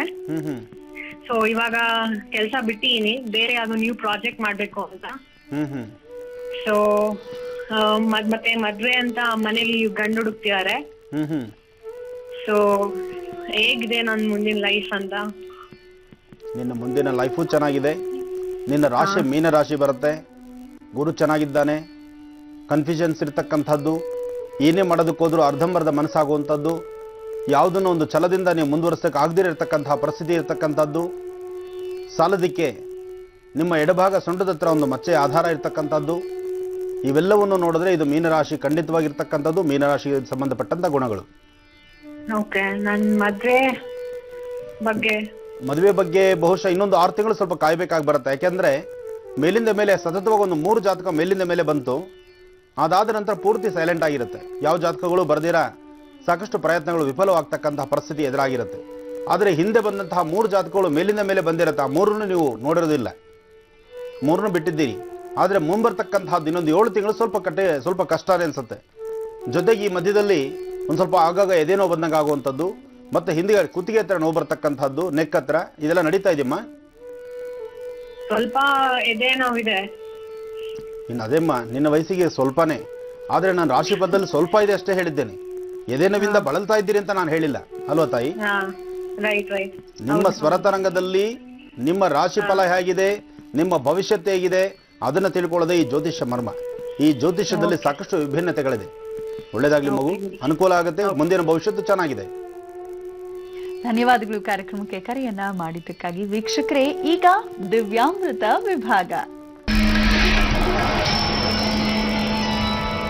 ಗುರುಜಿ, ಕಾರ್ಯಕ್ರಮದ ಪ್ರಾರಂಭದಲ್ಲಿ ಚುಟುಕಾಗಿ ಹೇಳಿದ್ರಿ ಯಾವೆಲ್ಲ ವನಸಿರಿ ಇದೆ ಅಂತ. ಈಗ ಯಾವುದೋ ಇನ್ನೊಂದು ಹೊಸ ವನಸಿರಿ ಬಂದಂತಾಗಿದೆ ಗುರುಜಿ. ಹಾಗಾಗಿ ಹೇಗೆ ಉಪಯೋಗಿಸ್ಕೊಳ್ಬೇಕು ಅಷ್ಟೇ ಅಲ್ಲ, ದಾಂಪತ್ಯದಲ್ಲಿ ಸಮಸ್ಯೆ ಇದ್ರೆ ಅದನ್ನ ಕೂಡ ಪರಿಹಾರ ಮಾಡ್ಕೊಳ್ಬೇಕು. ಆದ್ರೆ ಆ ವನಸಿರಿ ಹೆಸರು ಹೇಳಿಲ್ಲ. ಮೊದಲಿಗೆ ಯಾವ್ದು ಹೇಳ್ತೀರಾ? ಕಣ್ಣಿನ ಸಮಸ್ಯೆಯವರು ಬಹುಶಃ ನಾನು ಆಗ್ಲೇ ಹೇಳ್ಬಿಟ್ಟಿದ್ದೆ, ಟಿವಿ ಮುಂದೆನೆ ಕೂತಿರಿ, ಗುರುಜಿ ಅವ್ರು ಹೇಳ್ತಾರೆ ಸ್ವಲ್ಪ ಸಮಯದಲ್ಲಿ ಅಂತ. ಈಗ ಕಣ್ಣಿಂದ ಹೇಳ್ಬೇಕಾ, ದಂಪತಿಗಳಿಗೆ ಹೇಳ್ಬೇಕಾ? ಗುರುಜಿ ಕಣ್ಣಿಂದ ಹೇಳ್ಬಿಡಿ ಗುರುಜಿ, ಯಾಕಂದ್ರೆ ಮಕ್ಕಳಿಂದ ಎಲ್ರಿಗೂ ಸಮಸ್ಯೆ ಇರತ್ತಲ್ವಾ. ಒಪ್ಪೋಳು ಮಾತು. ಕಣ್ಣಿನ ಸಮಸ್ಯೆಗಳಿಗೆ ಫಸ್ಟು ಕಣ್ಣು ಯಾವಾಗಲೂ ಕೆಂಪಾಗುವಂಥದ್ದು, ಕಣ್ಣಿನ ಸುತ್ತ ಕಪ್ಪಾಗುವಂಥದ್ದು, ಕಣ್ಣಿನ ಒಳಗಡೆ ಯಾವಾಗಲೂ ಕೆಂಪಾಗಿ ನೀರು ಸೋಡ್ತಾ ಇರ್ತಕ್ಕಂಥದ್ದಾಗಲಿ, ಅಂದರೆ ಕಣ್ಣೀರು ಬರ್ತಕ್ಕಂಥದ್ದಾಗಲಿ, ಅಥವಾ ಕಣ್ಣಲ್ಲಿ ನವೆ ಆಗುವಂಥದ್ದಾಗಲಿ, ಕಣ್ಣು ಉರಿ ಬರ್ತಕ್ಕಂಥದ್ದಾಗಲಿ, ಅಥವಾ ಕಣ್ಣಿನ ಥರ ಮಂಜಾಗುವಂಥದ್ದಾಗಲಿ, ಇಂತಹ ಪರಿಸ್ಥಿತಿಗಳಿದ್ದಾಗ ನೀವು ಮಾಡಬೇಕಾಗಿರ್ತಕ್ಕಂಥದ್ದು, ಪೇಪರ್ ಪೆನ್ ಇಟ್ಕೊಂಡಿದ್ದೀರಾ, ಮಹರ್ಷಿ ಡೈರಿ ಓಪನ್ ಮಾಡಿದ್ದೀರಾ? ಯಾಕೆಂದರೆ ನಾನು ಹೇಳ್ತಾ ಇರ್ತೇನೆ, ಮರ್ತು ಹೋಗ್ಬಿಟ್ರೆ ಪುನಃ ಸಿಗೋದಿಲ್ಲ. ಹೇಳ್ತಕ್ಕಂತಹ ವಿಚಾರಗಳನ್ನು ಸ್ಪಷ್ಟವಾಗಿ ಬರೆದಿಟ್ಕೊಳ್ಳಿ, ಅದರಿಂದ ಅನುಕೂಲತೆ ಪಡೀರಿ. ಮೊದಲನೇದಾಗಿ ಶ್ರೀಗಂಧಕ್ಕೆ ಬೇರೆ ಯಾವುದೇ ತರಹ ವನಸಿರಿಗಳನ್ನು ಮಿಕ್ಸ್ ಮಾಡಬಾರ್ದು. ಅಂದರೆ ಶ್ರೀಗಂಧದ ಚಕ್ಕೆಯನ್ನು, ಶ್ರೀಗಂಧ ತೆಗಿತಕ್ಕಂಥ ಕಲ್ಲು ಮತ್ತು ಶ್ರೀಗಂಧದ ಚಕ್ಕೆ ಸಾಧ್ಯವಾದಷ್ಟು ಚೆನ್ನಾಗಿ ತೊಳಿಬೇಕು. ಇದು ಕಣ್ಣಿಗೆ ಸಂಬಂಧಪಟ್ಟಂಥ ವಿಚಾರ, ಸೂಕ್ಷ್ಮತೆ ಇರುತ್ತೆ. ಸೂಕ್ಷ್ಮ ಸ್ಥಳಗಳನ್ನು ಸೂಕ್ಷ್ಮವಾಗಿ ಕೆಲಸ ಮಾಡಬೇಕು. ಆ ಥರ ಪಟ್ಟು ದಡಾಬಡ ಅಂತ ಹೇಳಿ ಏನೋ ಮಾಡಿದ್ವಿ, ಏನೋ ಆಯಿತು ಅಂತ ಹೇಳಿ ಮಾಡಿಕೊಂಡ್ರೆ ಅದು ತಪ್ಪು ನಿಮ್ಮೇಲೆ ಆಗಿರುತ್ತೆ. ಶ್ರೀಗಂಧದ ಚಕ್ಕೆ, ಗಂಧ ತೆಗಿಬೇಕು. ಗಂಧ ತೆಗೆದಾಗ ಅದು ಬಿಳಿ ಗಂಧವಾಗಿರುತ್ತೆ. ಯಾಕೆಂದರೆ ಅರಶಿನ ಹಾಕಿರೋದಿಲ್ಲ, ಕುಂಕುಮ ಹಾಕಿರೋದಿಲ್ಲ, ಯಾವುದೇ ವನಸ್ಸಿರಿಗಳು ಅದರ ಮೇಲೆ ತೆಗಿಬೇಕಾದಿಲ್ಲ ಗಂಧವನ್ನು. ಶ್ರೀಗಂಧ ತೆಗೆದಿಟ್ಕೊಳ್ಳಿ. ಹೊನಗೊನೆ ಸೊಪ್ಪು ಚೆನ್ನಾಗಿರ್ತಕ್ಕಂಥದ್ದು, ಹೊನಗೊನೆ ಸೊಪ್ಪು ತೆಗೆದುಕೊಳ್ಳಿ. ಇನ್ನಷ್ಟು ವಿಚಾರ ಹೇಳ್ತೀನಿ, ಸ್ವಲ್ಪ ಸಮಯ ಕಾಯಿರಿ. ಗುರುಜಿ, ನೀವು ಹೇಳ್ತಾ ಇದ್ರಿ ಬಹಳ ವಿಶೇಷವಾಗಿ ಅಂದರೆ ಕಣ್ಣು ತುಂಬ ಸೂಕ್ಷ್ಮವಾದ ಭಾಗ, ಹಾಗಾಗಿ ಆ ಚಕ್ಕೆಯನ್ನು ಕೂಡ ನೀಟಾಗಿ ತೊಳೆದಿರಿ, ಮತ್ತೆ ಗಂಧ ತೆಗಿರಿ ಶ್ರೀಗಂಧದ ಕಲ್ಲಿನಿಂದ ಅಂತ ಹೇಳಿದ್ರಿ. ನಂತರ ಹೋಗಿ ಹೊನಗೊನೆ ಸೊಪ್ಪು, ಹೊನಗೊನೆ ಅಂತಾರೆ, ಹೊನಗೊನೆ ಅಂತ ಕೂಡ ಹೇಳ್ತಾರಲ್ವೇ ಗುರುಜಿ, ಕಣ್ಣಿಗೆ ಬಹಳ ಒಳ್ಳೇದು ಅಂತ ಕೂಡ ಹೇಳ್ತಾರೆ. ಹೌದು, ಇಲ್ಲಿ ಹೊನಗೊನೆ ಸೊಪ್ಪು ಬಂದಿದೆ, ಬಹುಶಃ ಕಾರ್ಯಕ್ರಮ ಆದಮೇಲೆ ನಾನು ತೊಗೊಂಡೋಗ್ತೀನಿ. ಕಣ್ಣಿಗೆ ಒಳ್ಳೇದಲ್ವಾ ಇದು ಹೊನಗೊನೆ ಸೊಪ್ಪು. ಇದು ಬಹಳ ವಿಶೇಷವಾಗಿರ್ತಕ್ಕಂಥದ್ದು. ಈ ಹೊನಗೊನೆ ಸೊಪ್ಪು ಎಂತಹ ಕಣ್ಣಿಗೆ ಸಮಸ್ಯೆಗಳಿದ್ರೂ ಇದು ರಾಮಬಾಣವಾಗಿ ಕೆಲಸ ಮಾಡುತ್ತೆ. ಆದರೆ ಇದನ್ನು ಉಪಯೋಗಿಸ್ತಕ್ಕಂಥದ್ದು ಮನೇಲಿರ್ತಕ್ಕಂಥ ಹಿರಿಯರಿಗೆ ಬಹಳ ಚೆನ್ನಾಗಿ ಗೊತ್ತಿದೆ. ಯಾಕೆಂದರೆ ಈ ಹೊನಗು ಇತ್ತೀಚೆಗೆ ಈ ಸೊಪ್ಪು ಅದೆಲ್ಲ ತಿನ್ನೋದು ಬಹಳ ಒಂಥರ ಹಿಂಸೆ ಪಡ್ತಾರೆ. ಯಾಕೆಂದರೆ ಎಲ್ಲ ಬಹಳ ಸೂಕ್ಷ್ಮ, ಪಿಜ್ಜಾ, ಬರ್ಗರು, ಅದೇನೇನೋ ಎಲ್ಲ ಹೊಸದಾದಂತಹ ವಿಧಾನಗಳು ಬಂದಿರೋದ್ರಿಂದ ಅದಕ್ಕಿಂತ ಹೆಚ್ಚಿನಾಗಿ ಹೇಳ್ಬೇಕಂದ್ರೆ ಯಾರಪ್ಪ ಇಷ್ಟು ಶ್ರಮಪಟ್ಟು ಮಾಡ್ತಾರೆ, ಆ ಪಾತ್ರೆ ಬಿಡಿಸೋದು ಬಹಳ ಕಷ್ಟ. ನೋಡಿ, ನೀನೇ ಕಷ್ಟ ಅಂತ ಹೆಣ್ಮಗು. ಅದರಿಂದ ಕಷ್ಟ ಆದ್ರೂ ಸಹಿತ ಮನೇಲಿರ್ತಕ್ಕಂಥ ಪ್ರತಿಯೊಬ್ಬರ ರಕ್ಷಣೆ, ಆ ಪ್ರತಿಯೊಬ್ಬರ ಕಣ್ಣಿನ ರಕ್ಷಣೆ ಮಾಡುವಂತಹ ಕೆಲಸ ನೋಡಮ್ಮ, ಹೆಣ್ಣಿನ ಜೀವನವೇ ಕಷ್ಟ. ಹೆಣ್ಣು ಮಕ್ಕಳು ಬಾಲ್ಯದಿಂದಲೂ ಕಷ್ಟ, ಅವ್ರ ಮುಪ್ಪಿನವರೆಗೂ ಕಷ್ಟ. ಅದು ಕಷ್ಟ ಅನ್ನೋದು ಅವ್ರ ಕಷ್ಟ ಅಂತಕ್ಕಂಥದ್ದೇ ಒಂದು ಚಿನ್ನದ ಒಂದು ಮಾಲೆ ಇದ್ದಂಗೆ. ಅದನ್ನು ತಗಿಲಬಾರ್ದು, ಅದನ್ನು ಇಟ್ಕೊಳ್ಳೇಬೇಕು. ಯಾಕೆಂದರೆ ಕಷ್ಟ ಬಿದ್ದರೆ ಮನೇಲಿ ನೀವು ಹೆಣ್ಮಕ್ಳು ನೀವು ಸಮಂಜಸವಾದಂಥ ರೀತಿ ಇಂತಹ ಒಂದು ವನಸರಿಗಳಿಂದ ಬೇಕಾದಂಥ ಉಪಯುಕ್ತ ಪದಾರ್ಥಗಳನ್ನು ಮಾಡಿಕೊಟ್ರೆ ಮನೇಲಿರ್ತಕ್ಕಂಥ ಪ್ರತಿಯೊಬ್ಬರಿಗೂ ಸಹಿತ ಅದು ಅನುಕೂಲ ಆಗುತ್ತೆ. ಕಷ್ಟ ನಡೀರಿ ಹೋಟ್ಲಿಗೆ ಹೋಗೋಣ ತಿನ್ಕೊಂಬರೋಣ ಅಂತ ಇದ್ದರೆ ಇನ್ನೆಲ್ಲಿಂದ ಆಗುತ್ತೆ. ಜೊತೆಗೆ ಹೊನಗೊನೆ ಸೊಪ್ಪಲ್ಲಿ ಎಷ್ಟು ವಿಶೇಷವಾಗಿರ್ತಕ್ಕಂಥ ಅಂಶಗಳಿದೆ. ಇದನ್ನು ನಾನು ಮೊದಲೇ ಹೇಳಿದೆ, ಶ್ರೀಗಂಧದ ಚಕ್ಕೆಯಿಂದ ಗಂಧ ತೆಗಿತಕ್ಕಂಥದ್ದು. ಪನ್ನೀರಾಗಲಿ ರೋಸ್ ವಾಟರ್ ಆಗಲಿ, ಪನ್ನೀರು ಅಥವಾ ರೋಸ್ ವಾಟ್ರು ಇದನ್ನು ಬಳಸಿ ಗಂಧ ತೆಗಿತಕ್ಕಂಥದ್ದು ಭಾಳ ಶ್ರೇಯಸ್ಕರ. ಜೊತೆಗೆ ಫಸ್ಟ್ ಒಂದು ಹತ್ತಿನಲ್ಲಿ ಒಂದಿಷ್ಟದ ಕಾಟನ್, ಅದರಲ್ಲಿ ಎರಡೂ ಕಣ್ಣನ್ನು ಚೆನ್ನಾಗಿ ಒರೆಸ್ಬಿಡಿ. ಒರೆಸಿ ಆ ಕಣ್ಣನ್ನು ಒರೆಸ್ಬೇಕಾದ್ರೆ ಕಾಟನನ್ನು ಯಾವುದ್ರಲ್ಲಿ ಅದ್ಕೋಬೇಕು, ರೋಸ್ ವಾಟ್ರು ಅಥವಾ ಒಂದು ರೋಸ್ ವಾಟರ್ ಆದರೂ ಪರವಾಗಿಲ್ಲ ಅಥವಾ ಪನ್ನೀರ್ ಆದರೂ ಪರವಾಗಿಲ್ಲ, ಅದರಲ್ಲಿ ಕಣ್ಣು ಒರೆಸ್ತಕ್ಕಂಥದ್ದು. ಒರೆಸಿದಾದ ಮೇಲೆ ಸ್ವಲ್ಪ ಹಾಲು, ಹಸಿ ಹಾಲು, ಕಾಯಿಸಿರ್ತಕ್ಕಂಥದ್ದಲ್ಲ, ಹಸಿ ಹಾಲು. ಹಸಿ ಹಾಲನ್ನು ಅಷ್ಟೇ ಕಣ್ಣನ್ನು ಒರೆಸ್ತಕ್ಕಂಥದ್ದು. ಹಾಲನ್ನು ಜಾಸ್ತಿ ಹೊತ್ತು ಬಿಡಬಾರ್ದು. ಹಾಲು ಜಾಸ್ತಿ ಹೊತ್ತು ಕಣ್ಣಿನ ರೆಪ್ಪೆ ಮೇಲೆ ಬಿಟ್ಟರೆ ಆ ರೆಪ್ಪೆ ಮೇಲೆ ಇರ್ತಕ್ಕಂಥ ಚರ್ಮ ಎದ್ದೇಳುತ್ತೆ ಅಥವಾ ಚರ್ಮ ಸುಕ್ಕುಗಟ್ಟುತ್ತೆ, ಚರ್ಮ ಒಂಥರ ಸುಟ್ಟಂಗಾಗತ್ತೆ. ಹಾಲು ಔಷಧಿ ಆಗಿದೆ, ಅದನ್ನು ಆರೋಗ್ಯಕ್ಕೆ ನಾವು ಕುಡಿದ್ರೆ ಹಾಲು ಅರಗಿಸ್ಕೊಳ್ಬೋದೇ ವಿನಃ ಚರ್ಮದ ಮೇಲೆ ಹಾಲು ಬಿದ್ದಾಗ ಅದು ಸಮಸ್ಯೆ ಆಗುತ್ತೆ. ಅಲ್ಲಲ್ಲಿ ಒಂಥರ ಗುಳ್ಳೆಗಳ ಥರ ಬರುತ್ತೆ, ಅಥವಾ ಅಲ್ಲಲ್ಲಿ ಒಂಥರ ಸುಟ್ಟು ಕಾಯಿ ಥರ ಆಗುತ್ತೆ, ಅಥವಾ ಒಂಥರ ಬಬಲ್ಸ್ ಬಂದಾಗ ಚರ್ಮನ ಎದ್ದೇಳಿಸುತ್ತೆ. ಹಾಲಲ್ಲಿ ಆ ಶಕ್ತಿ ಇರುತ್ತೆ. ಅದಕ್ಕೋಸ್ಕರ ಹಾಲನ್ನು ಸುಮ್ಮನೆ ಒರೆಸಬೇಕು. ಒರೆಸಿದಾದ ನಂತರ ಶ್ರೀಗಂಧ ತೆಗೆದಿರ್ತಾರಲ್ಲ, ಗಂಧ, ಅದ್ರ ಜೊತೆಗೆ ಲೋಳೆ ಸರ ಅಂದರೆ ಅಲೋವೆರಾ, ಶ್ರೀಗಂಧ, ಅಲೋವೆರಾ. ಶ್ರೀಗಂಧ ತೆಗೆದಿರ್ತಕ್ಕಂಥದ್ದನ್ನು ಅಲೋವೆರಾ ಒಳಗಿರ್ತಕ್ಕಂತಹ ಜಲ್ ಏನಿರುತ್ತೆ ಆ ಅಂಶ, ನೀರಿನ ಅಂಶ, ಅದನ್ನು ಇದಕ್ಕೆ ಮಿಶ್ರಿತ ಮಾಡಬೇಕು. ಆ ಮಿಶ್ರಿತ ಮಾಡೋ ವಿಧಾನ ಹೇಗೆ? ಯಾವುದೇ ವಿಷಯ ನೋಡಿ, ಇಂಥದ್ದನ್ನೆಲ್ಲ ಮಾಡುವಾಗ ಕಬ್ಬಿಣದ ಪದಾರ್ಥಗಳನ್ನು ಉಪಯೋಗಿಸಬಾರ್ದು. ಒಂದು ಕಡ್ಡಿ ಇಟ್ಕೊಳ್ಬೇಕು. ಕಡ್ಡಿ ಯಾವುದು? ಒಂದು ದಾಳಿಂಬರೆ ಕಡ್ಡಿ ಆಗಲಿ, ಔದುಂಬರ ಕಡ್ಡಿ ಆಗಲಿ, ಅಥವಾ ಯಾವುದಾದ್ರು ಒಂದು ಕಡ್ಡಿ ಚೆನ್ನಾಗಿ ಒಣಗಿರ್ತಕ್ಕಂತಹ ಕಾಷ್ಟ, ಒಣಗಿರ್ತಕ್ಕಂತಹ ಕಾಷ್ಟವನ್ನು, ಅದರಲ್ಲೂ ಹಲಸಿನ ಕಡ್ಡಿ ಆದರೆ ಇನ್ನೂ ಒಳ್ಳೆಯದು, ಆದರೆ ಒಣಗಿರಬೇಕು. ಒಣಗಿರ್ತಕ್ಕಂತಹ ಕಾಷ್ಟದಿಂದ ಚೆನ್ನಾಗಿ ಮಿಕ್ಸ್ ಮಾಡಬೇಕು. ಆ ಮಿಕ್ಸ್ ಮಾಡಿದ್ರೆ ಶ್ರೀಗಂಧ, ಲೋಳೆ ಸರ ಮಿಕ್ಸ್ ಮಾಡಿರ್ತಕ್ಕಂಥದ್ದು ಭಾಳ ವಿಶೇಷವಾಗಿ ಮಿಕ್ಸ್ ಮಾಡಬೇಕು. ಮಿಕ್ಸ್ ಮಾಡಿದಾದ ನಂತರ ಆ ಪೇಸ್ಟನ್ನು ಕಣ್ಣಿನ ರೆಪ್ಪೆ ಮೇಲೆ ಹಚ್ಚಬೇಕು. ಎರಡೂ ರೆಪ್ಪೆಗಳ ಮತ್ತು ರೆಪ್ಪೆ ಮೇಲೆ ಮತ್ತು ತಳಭಾಗದಲ್ಲಿ, ಕಣ್ಣಿನ ಒಳಗಡೆ ಬೀಳಬಾರ್ದು. ಯಾವುದೇ ವನಸೆರೆಗಳಲ್ಲಾಗಲಿ ಯಾವುದೇ ವಿಚಾರಗಳಾಗಲಿ ಕಣ್ಣಿನ ಒಳಭಾಗದಲ್ಲಿ ಬೀಳ್ದಂಗೆ ಜೋಪಾನ ಮಾಡ್ಕೊಳ್ಳಿ. ಮೇಲ್ಭಾಗದಲ್ಲಿ ಹಚ್ಚಿ ಅದರ ಮೇಲೆ ಈ ಹೊನಗೊನೆ ಸೊಪ್ಪನ್ನು ಪೇಸ್ಟ್ ಥರ ಮಾಡ್ಕೊಳ್ಳಿ. ಹೊನಗೊನೆ ಸೊಪ್ಪು ಪೇಸ್ಟು ನೋಡಿ, ಯಾವುದಾದ್ಮೇಲೆ ಏನು, ಫಸ್ಟು ಪನ್ನೀರಿನಿಂದ ಶುದ್ಧಿ, ಪನ್ನೀರು ಅಥವಾ ರೋಸ್ ವಾಟರಿಂದ ಶುದ್ಧಿ ಮಾಡಬೇಕು. ಹಾಲಿನಿಂದ ಒಂದ್ಸತಿ ಶುದ್ಧಿ ಮಾಡಬೇಕು. ಅದಾದ ನಂತರ ಶ್ರೀಗಂಧ, ಲೋಳೆ ಸರದಿಂದ ಮಿಶ್ರಿತ ಮಾಡಿರ್ತಕ್ಕಂತಹ ಪೇಸ್ಟನ್ನು, ಗಂಧವನ್ನು ಹಚ್ಚಬೇಕು. ಅದು ಹಚ್ಚಿದಾದ ನಂತರ ಈ ಹೊನಗೊನೆ ಸೊಪ್ಪನ್ನು ಪೇಸ್ಟ್ ಮಾಡಿ ಅದನ್ನು ಸಹಿತ ಲೇಪನ ಮಾಡಬೇಕು. ಅರ್ಧ ಗಂಟೆ ಅಥವಾ ಮುಕ್ಕಾಲು ಗಂಟೆ ಬಿಡಬೇಕು. ಬಿಟ್ಟು ಕ್ಲೀನಾಗಿ ನಿಧಾನಕ್ಕೆ ಹಾಗೇನೆ ತಣ್ಣೀರಿನಿಂದ ವಾಶ್ ಮಾಡಬೇಕು. ಈ ಥರ ಕರೆಕ್ಟಾಗಿ ಒಂದು 18ರಿಂದ 26 ದಿವಸದವರೆಗೂ 18ರಿಂದ 26 ದಿವಸದವರೆಗೂ ದಿನಕ್ಕೆ 2 ಸರ್ತಿ ಅಥವಾ 1 ಸರ್ತಿ ಮಾಡೋದ್ರಿಂದ ಈ ಕಣ್ಣು ಪೊರೆ ಬರ್ತಕ್ಕಂಥದ್ದಾಗಲಿ ಅಥವಾ ಕಣ್ಣಲ್ಲಿ ನೀರು ಸುರಿತಕ್ಕಂಥದ್ದಾಗಲಿ, ಕಣ್ಣಿನ ಸುತ್ತ ಕಪ್ಪಿರ್ತಕ್ಕಂಥದ್ದಾಗಲಿ, ಕಣ್ಣಿನ ದೃಷ್ಟಿಯಲ್ಲಿ ಮಂಜಾಗ್ತಕ್ಕಂಥದ್ದಾಗಲಿ, ಅಥವಾ ಏನಾದ್ರು ಕಣ್ಣಿಗೆ ಧೂಳು ಬಿದ್ದು ಅಥವಾ ಸಣ್ಣ ಪುಟ್ಟ ಒಂಥರ ಒಳಗಡೆ ಗಾಯಗಳಾಗಿರ್ತಕ್ಕಂಥದ್ದಿದ್ರು ಬೇಗ ಮಾಗುತ್ತೆ, ಅದರಿಂದ ಅನುಕೂಲ ಆಗುತ್ತೆ. ಗುರುಜಿ, ನೀವು ಹೇಳ್ತಿದ್ರಲ್ವಾ, ಒಂದೊಂದು ಲೇಪನವನ್ನ ಮಾಡಿದಾಗ್ಲೂ ಕೂಡ ಒರೆಸಿ ಮತ್ತಿನ್ನೊಂದು ಹಾಕ್ಬೇಕಾ ಅಥವಾ ಒಂದ್ರ ಮೇಲೆ ಒಂದನ್ನು ಹಾಕ್ಬೇಕಾ ಗುರುಜಿ? ಲೇಪನ ಮಾಡಿ ಹಾಕ್ಬಿಟ್ರೆ ಸಾಕು, ಒರೆಸೋ ಅವಶ್ಯಕತೆ ಇಲ್ಲ. ಅದಷ್ಟು ಅಂದ್ರೆ ಜಾಸ್ತಿ ನಿಲ್ಲಬಾರ್ದು. ಯಾವುದೇ ಲೇಯರ್ಸ್ ಏನಿದೆ ಅಲ್ವಾ ಗುರುಜಿ, ಅದನ್ನ ಹಾಕ್ಬೇಕು. ಎಷ್ಟು ಸಮಯ ಬಿಡಬೇಕಾಗುತ್ತೆ ಗುರುಜಿ? ಒಂದು ಅರ್ಧದಿಂದ ಮುಕ್ಕಾಲು ಗಂಟೆ ಅಷ್ಟು ಬಿಟ್ರೆ ಸಾಕು. ಅದು ಒಣಗ್ಬಿಡುತ್ತೆ. ಬಾಡಿ ಹೀಟು ಪ್ಲಸ್ ಕಣ್ಣಿನಲ್ಲಿ ಇರ್ತಕ್ಕಂಥ ಹೀಟ್ಗೆ ಮೇಲೆ ಹಚ್ಚಿರ್ತಕ್ಕಂಥ ಲೇಪನ ಎಲ್ಲ ಒಣಗುತ್ತೆ. ಒಣಗಿದಾದ ನಂತರ ಅದಕ್ಕೆ ಬೇಕಾದ್ರೆ ಮಜ್ಜಿಗೆ, ನೀರು ಮಜ್ಜಿಗೆ ಇರುತ್ತಲ್ಲ, ಮೊಸರಲ್ಲ ನೀರು ಮಜ್ಜಿಗೆ, ಆ ಮಜ್ಜಿಗೆನ ಕಾಟನಲ್ಲಿ ಅದ್ಬಿಟ್ಟು ಹಾಕಿದ್ರೂ ನಡೆಯುತ್ತೆ. ಅಥವಾ ಬಾಡಿ ತುಂಬ ಹೀಟ್ ಆದಾಗ, ತುಂಬ ಹೀಟಾಗಿ ನೀವು ಕಾಲೆಲ್ಲ ಹೊಡೆಯುತ್ತಾ ಇರುತ್ತೆ ಅಥವಾ ಮೈಯೆಲ್ಲ ಹಿಂಸೆ ಆಗ್ತಾ ಇರುತ್ತೆ, ತಡ್ಕೊಳಕ್ಕಾಗಲ್ಲ, ಬಾಡಿ ತುಂಬ ಎಕ್ಸಸ್ ಆಫ್ ಹೀಟ್ ಆದಾಗ ಹರಳೆ ಎಣ್ಣೆ ಮಜ್ಜಿಗೆ, ಹರಳೆ ಎಣ್ಣೆ ಅಂದರೆ ತಲೆಗೆ ಹಚ್ಚತಕ್ಕಂಥ ಹರಳೆ ಎಣ್ಣೆ, ಕೈ ಎಣ್ಣೆ ಅಂತ ಹೇಳ್ತಾರಲ್ಲ, ಆ ಥರ ಹರಳೆ ಎಣ್ಣೆ ಮತ್ತು ಮಜ್ಜಿಗೆ ಎರಡು ಚೆನ್ನಾಗಿ ರವಳಿಸ್ಬೇಕು, ಎರಡು ಮಿಕ್ಸ್ ಮಾಡಬೇಕು. ಮಿಕ್ಸ್ ಮಾಡಿ ಅದನ್ನು ಕಾಟನ್ನಲ್ಲಿ ಅದ್ದಿ ಎರಡೂ ಹತ್ತಿಗಳನ್ನು ಕಣ್ಣಿನ ಮೇಲೆ ಇಟ್ಕೊಂಡ್ರು ಕಣ್ಣು ಬಹಳ ತಂಪಾಗುತ್ತೆ. ಇದು ಕಣ್ಣಿಗೆ ನಾವು ನೋಡ್ಕೊಳ್ಬೇಕಾದಂಥದ್ದು. ಅದೇ ಥರ ಈ ಹೊನಗೊನೆ ಸೊಪ್ಪನ್ನು ಆಹಾರದಲ್ಲಿ ತೆಗೆದುಕೋಬೇಕು. ಅದು ಹೇಗೆ ತಗೋಬೇಕು, ಸ್ವಲ್ಪ ಸಮಯ ಕಾಯಿರಿ, ಆ ವಿಚಾರವೂ ತಿಳಿಸ್ತೀವಿ. ಬನ್ನಿ ಮತ್ತೊಂದು ಕರೆಯನ್ನೀಗ ಸ್ವೀಕರಿಸೋಣ. ಹಲೋ, ಹಲೋ ನಮಸ್ತೆ. ನಮಸ್ತೆ ಮೇಡಮ್. ಯಾರು ಮಾತಾಡ್ತಿರೋದು? ನಾನ್ ಭಾಗ್ಯ ಅಂತ. ಎಲ್ಲಿಂದ ಕರೆ ಮಾಡ್ತಿದ್ದೀರಾ ಭಾಗ್ಯ ಅವರೇ? ಮೇಡಮ್ ಯಾರ ಬಗ್ಗೆ ಕೇಳ್ಬೇಕಿತ್ಮಾ? ಮೇಡಮ್ ನಾವು ತುಂಬಾ ದಿವಸದಿಂದ ಸ್ವಂತ ಮನೆಗೋಸ್ಕರ ಪ್ರಯತ್ನ ಪಡ್ತಾ ಇದ್ವಿ, ನಮ್ದಾಗ್ಲೇ ಇಲ್ಲ. ಗುರುಜಿ ಇದಾರ್ ಮಾತಾಡಿಮ್ಮ. ಹಲೋ. ಹಲೋ, ನಮಸ್ಕಾರ ಸ್ವಾಮೀಜಿ. ನಮಸ್ಕಾರ ತಾಯಿ, ಹೇಳಮ್ಮ. ಸ್ವಾಮೀಜಿ ನಿಮ್ ತುಂಬಾ ದಿವಸದಿಂದ ಟ್ರೈ ಮಾಡ್ತಾ ಇದೀವಿ, ಕರೆ ಸಿಕ್ಕಿದೆ, ತುಂಬಾ ಸಂತೋಷ. ಸ್ವಾಮೀಜಿ ನಾವು ಇಲ್ಲಿ ಸೈಟ್ ತಗೊಂಡಿದೀವಿ ದೇವನಹಳ್ಳಿಯಲ್ಲಿ, ನಮಗೆ ಮನೆ ಕಟ್ಟೋದಕ್ಕಾಗುತ್ತಾ ಸ್ವಾಮೀಜಿ? 100% ಆಗತ್ತಮ್ಮ.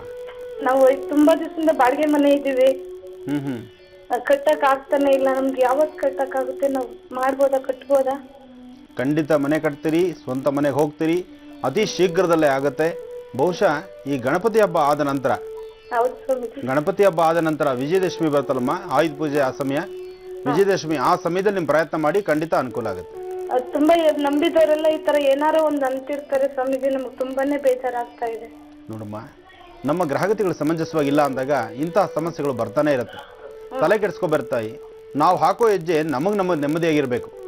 ನಾವು ನಡೀತಕ್ಕಂಥದ್ದು, ನಾವು ಮಾಡ್ತಕ್ಕಂಥ ಕೆಲಸ ಕಾರ್ಯ ನಮ್ಮ ಮನಸ್ಸು ನಮ್ಗೆ ತೃಪ್ತಿ ಕೊಡ್ಬೇಕೇ ವಿನಃ ಇನ್ನೊಬ್ಬರನ್ನ ತೃಪ್ತಿ ಪಡಿಸಕ್ಕಾಗುತ್ತಮ್ಮ? ನೋಡಮ್ಮ, ಭಗವಂತನ ಕೈಲೂ ಆಗಲ್ಲ ಮಾನವನ್ನ ತೃಪ್ತಿಪಡಿಸ್ಲಿಕ್ಕೆ.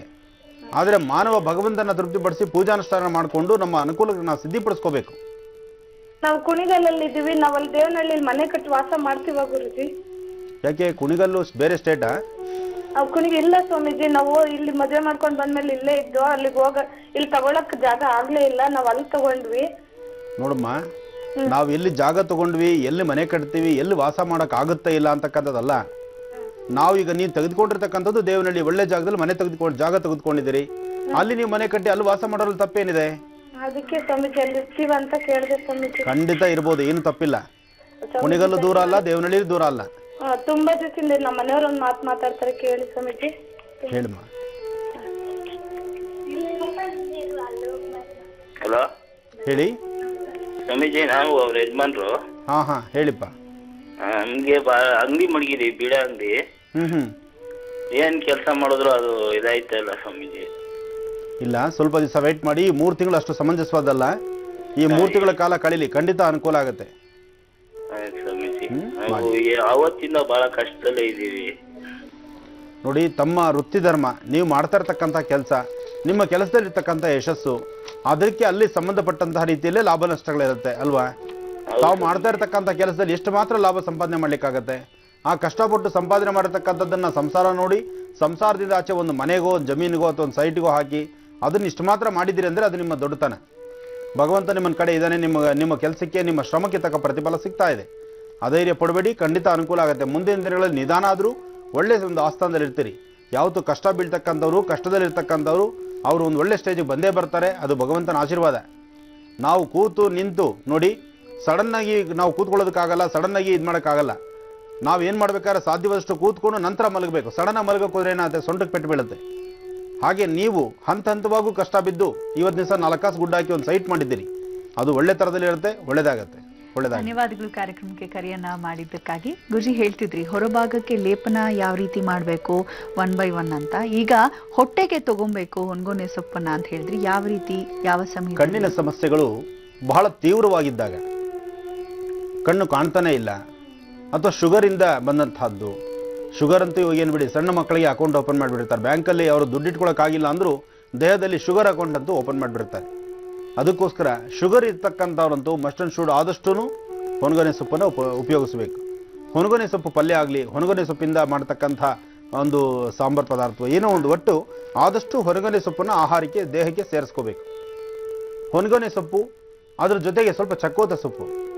ಈ ಚಕ್ಕೋತ ಸೊಪ್ಪು ಅಂತ ಬರುತ್ತೆ, ಇದು ಹೊನಗೊನೆ ಮತ್ತು ಚಕ್ಕೋತ ಎರಡೂ ತೆಗೆದುಕೊಳ್ಳೋದ್ರಿಂದ ಎರಡೂ ಹೀಟ್ ಜಾಸ್ತಿ. ಅದು ನೋಡಿ, ಯಾವ ಸೊಪ್ಪುಗಳಾಗಲಿ, ಯಾವುದೇ ಪದಾರ್ಥಗಳಾಗಲಿ, ಬಾಡಿ ಜಾಸ್ತಿ ಹೀಟ್ ಆಗುವಂಥ ಪದಾರ್ಥಗಳನ್ನು ನಾವು ಹೆಚ್ಚು ಆಹಾರದಲ್ಲಿ ತೆಗೆದುಕೊಳ್ಳೋದ್ರಿಂದ ಕ್ಯಾಲ್ಸಿಯಂ ಇರುತ್ತೆ ಮತ್ತು ಐರನ್ ಕಂಟೆಂಟ್ ಚೆನ್ನಾಗಿರುತ್ತೆ. ಅದರಿಂದ ಹೆಚ್ಚು ಕಣ್ಣಿಗೂ ತೊಂದರೆ ಇಲ್ದಂಗೆ ಆಗುತ್ತೆ ಮತ್ತು ದೇಹ ಸಮತೋಲನವಾಗಿರುತ್ತೆ. ಈ ಹೊನಗೊನೆ ಸೊಪ್ಪು, ಚಕ್ಕೋತ ಸೊಪ್ಪು ಮತ್ತು ನುಗ್ಗೆ ಸೊಪ್ಪು, ಈ 3 ಸೊಪ್ಪುಗಳು ಸಹಿತ ಆಹಾರಕ್ಕೆ ಬಹಳ ಯೋಗ್ಯವಾಗಿರ್ತಕ್ಕಂಥದ್ದು. ಕಣ್ಣಿಗೂ ಬಹಳ ಅನುಕೂಲ ಮತ್ತು ಮೂಳೆಗಳಿಗೆ, ನರನಾಡಿಗಳಿಗೆ ಬಹಳ ಅನುಕೂಲ. ಜೊತೆಗೆ ದೇಹದಲ್ಲಿರ್ತಕ್ಕಂಥ ಕಬ್ಬಿನಂಶನ ಕರಗಿಸ್ಲಿಕ್ಕೆ ಈ ಚಕ್ಕೋತ ಸೊಪ್ಪು ಬಹಳ ಕೆಲಸ ಮಾಡುತ್ತೆ. ಯಾವಾಗ ಕಬ್ಬಿನಂಶ ಜಾಸ್ತಿ ಆಗುತ್ತೋ, ದೇಹದಲ್ಲಿರ್ತಕ್ಕಂತಹ ಕೊಲೆಸ್ಟ್ರಾಲ್ ಜಾಸ್ತಿ ಇರುತ್ತೋ, ಮನುಷ್ಯ ಕೂತ್ಕೊಂಡಿದ್ದೇಳೋದು ಕಷ್ಟವಾಗುತ್ತೆ, 2 ಹೆಜ್ಜೆ ನಡೆಯೋದು ಕಷ್ಟವಾಗುತ್ತೆ. ಅಂತಹ ಪರಿಸ್ಥಿತಿನಲ್ಲಿ ಈ ವಸ್ತುಗಳನ್ನು, ಈ ತರಹ ಸೊಪ್ಪುಗಳು ಜಾಸ್ತಿ ತೆಗೆದುಕೊಳ್ಳೋದ್ರಿಂದ ಆರೋಗ್ಯ ತುಂಬ ಚೆನ್ನಾಗಿರುತ್ತೆ. ಇನ್ನು ಅಮೃತ ಬಳ್ಳಿ, ಈ ಅಮೃತ ಬಳ್ಳಿ ಬಹಳ ವಿಶೇಷವಾಗಿರ್ತಕ್ಕಂಥದ್ದು. ನೋಡಿ, ತುಂಬ ದೊಡ್ಡ ಬಳ್ಳಿನೇ ಕಳಿಸ್ಬಿಟ್ಟಿದ್ದಾರೆ ಒಬ್ಬರು ಯಾರು ಪಾಪ ಅಭಿಮಾನಿಗಳು. ಅಮೃತ ಬಳ್ಳಿ ಹೀಗಿರುತ್ತೆ. ಈ ಅಮೃತ ಬಳ್ಳಿ ಬೆಳೀತಾ ಬೆಳೀತಾ ಒಳಗಡೆ ಒಂದು ಚಕ್ರದ ಥರ ತಿರ್ಕೊಳ್ಳುತ್ತೆ. ಈಗ ನಿಮಗೆ ಅದು ಇನ್ನೂ ಚಿಕ್ಕದು, ಇದರಲ್ಲಿ ಅಷ್ಟು ಗೊತ್ತಾಗ್ತಾ ಇಲ್ಲ. ಆದರೆ ಒಳಗಡೆ ತೆಗೆದ್ರೆ ಇದು ಒಂದು ಚಕ್ರದ ಥರ ಇರುತ್ತೆ. ಆ ಚಕ್ರದ ಥರ ಇರತಕ್ಕಂಥದ್ದು ಅಮೃತ ಬಳ್ಳಿ. ಇದು ಸಾಕಷ್ಟು ಕೆಲಸಗಳಿಗೆ ಬರುತ್ತೆ. ಈ ಅಮೃತ ಬಳ್ಳಿ ನಾವು ಇದನ್ನು ಈ ಥರ ತೆಗೆದಾಗ ಇದರ ರಸ ಬರುತ್ತೆ ನೋಡಿ. ಈ ರಸನ್ನ ಸಾಧ್ಯವಾದಷ್ಟು ಸುಟ್ಟು ಗಾಯಗಳಿಗೆ ಮತ್ತು ಕಲೆ ಇರ್ತಕ್ಕಂಥ ಕಡೆ, ಎಲ್ಲಿ ಕಲೆ ಇರ್ತೋ, ಕಪ್ಪು ಕಲೆಗಳಿರ್ತಕ್ಕಂಥ ಕಡೆ ಈ ಒಂದು ಅಮೃತ ಬಳ್ಳಿಯ ರಸವನ್ನ ಈ ಥರ ಉಜ್ಜೋದ್ರಿಂದ, ಇದನ್ನು ಕಾಲ ಮೇಲೆ ಉಜ್ಜಿ, ಈ ಚರ್ಮದ ಮೇಲೆ ಉಜ್ಜೋದ್ರಿಂದ ಎಂತಹ ಕಪ್ಪು ಕಲೆಗಳಾಗಲಿ ಅಥವಾ ಸುಕ್ಕಿರ್ತಕ್ಕಂಥ ಸ್ಥಳ ಆಗಲಿ, ಸುಟ್ಟು ಗಾಯಗಳಾಗಲಿ ಅದು ಗುಣ ಆಗುತ್ತೆ. ಹಾಗೆ ಇದು ಆಹಾರಕ್ಕೂ ಸಹಿತ ಬಹಳ ಒಳ್ಳೆಯದು. ಇದು ಅಮೃತ ಬಳ್ಳಿ ಸ್ವಲ್ಪ ತೆಗೆದುಕೊಳ್ಳೋದ್ರಿಂದ ಶುಗರ್ ಲೆವೆಲ್ ಎಂಥ ಸಮಸ್ಯೆ ಇದ್ರೂ ಅದು ಕಂಟ್ರೋಲ್ ಆಗುತ್ತೆ. ಕಣ್ಣಿಗೆ ಬರಬಹುದಾದಂಥ ಸಮಸ್ಯೆಗಳಿಂದ ಮುಕ್ತರಾಗಿರ್ಬೋದು, ಮತ್ತು ಮನಸ್ಸಿಗೂ ನೆಮ್ಮದಿ ಇರುತ್ತೆ. ಅಮೃತ ಬಳ್ಳಿ ಬರೀ ಆರೋಗ್ಯಕ್ಕಷ್ಟೇ ಅಲ್ಲ, ತಂತ್ರಸಾರದಲ್ಲೂ ಸಹಿತ ಕೆಲಸ ಮಾಡುತ್ತೆ. ವಾಸ್ತವಿಕವಾಗಿರ್ತಕ್ಕಂತಹ ದೋಷಗಳನ್ನು ದೂರ ಮಾಡುತ್ತೆ. ಅಮೃತ ಬಳ್ಳಿ ಯಾರೊಬ್ಬರ ಮನೆಯ ಮುಂದೆ ಬೆಳೆದಿರ್ತೀರೋ ಆ ಮನೆ ಪರಿಸರದಲ್ಲಿ ಎಂತಹ ಸಮಸ್ಯೆಗಳಿದ್ರೂ ಅದನ್ನು ಹೊಡೆದೋಡಿಸ್ಬೋದು. ಇದ್ರ ಇನ್ನಷ್ಟು ವಿಶೇಷಗಳ ಮಾಹಿತಿ ಇದೆ, ನನ್ನ ಮುಂದೆ ಇನ್ನಷ್ಟು ವನಸೇರಿಗಳಿದೆ. ಆದರೆ ಸಮಯದ ಅಭಾವ ಇದೆ. ನಾಳಿನ ಸಂಚಿಕೆ ಅಥವಾ ನಾಳಿದ್ದಿನ ಸಂಚಿಕೆಯಲ್ಲಿ ಇದನ್ನು ಮುಂದುವರಿಸೋಣ. ಖಂಡಿತ ನಾವು ಕಾಯ್ತಾ ಇರ್ತೀವಿ. ಇವತ್ತು ಕೂಡ ಬಹಳ ಉಪಯುಕ್ತಕರವಾದ ಮಾಹಿತಿಯನ್ನ ನಮ್ಮ ಮುಂದೆ ಇಟ್ರಿ ಗುರುಜಿ. ಸಮಸ್ತ ವೀಕ್ಷಕರ ಪರವಾಗಿ ಧನ್ಯವಾದಗಳು. ನಮಸ್ಕಾರಮ್ಮ. ವೀಕ್ಷಕರೇ, ಸರಿ ಹಾಗಿದ್ರೆ ಹೊರಡೋ ಸಮಯ ಆಗಿದೆ. ಮತ್ತೆ ನಿಮ್ಮ ಭೇಟಿ ಯಾವಾಗ? ನಾಳೆ ಬೆಳಗ್ಗೆ ಸರಿಯಾಗಿ 8 ಗಂಟೆಗೆ ಮಹರ್ಷಿವಾಣಿ ನೇರ ಪ್ರಸಾರ ಕಾರ್ಯಕ್ರಮದಲ್ಲಿ. ಸರಿ ಹಾಗಿದ್ರೆ ಹೋಗ್ಬರೋದಾ? ನಮಸ್ಕಾರ.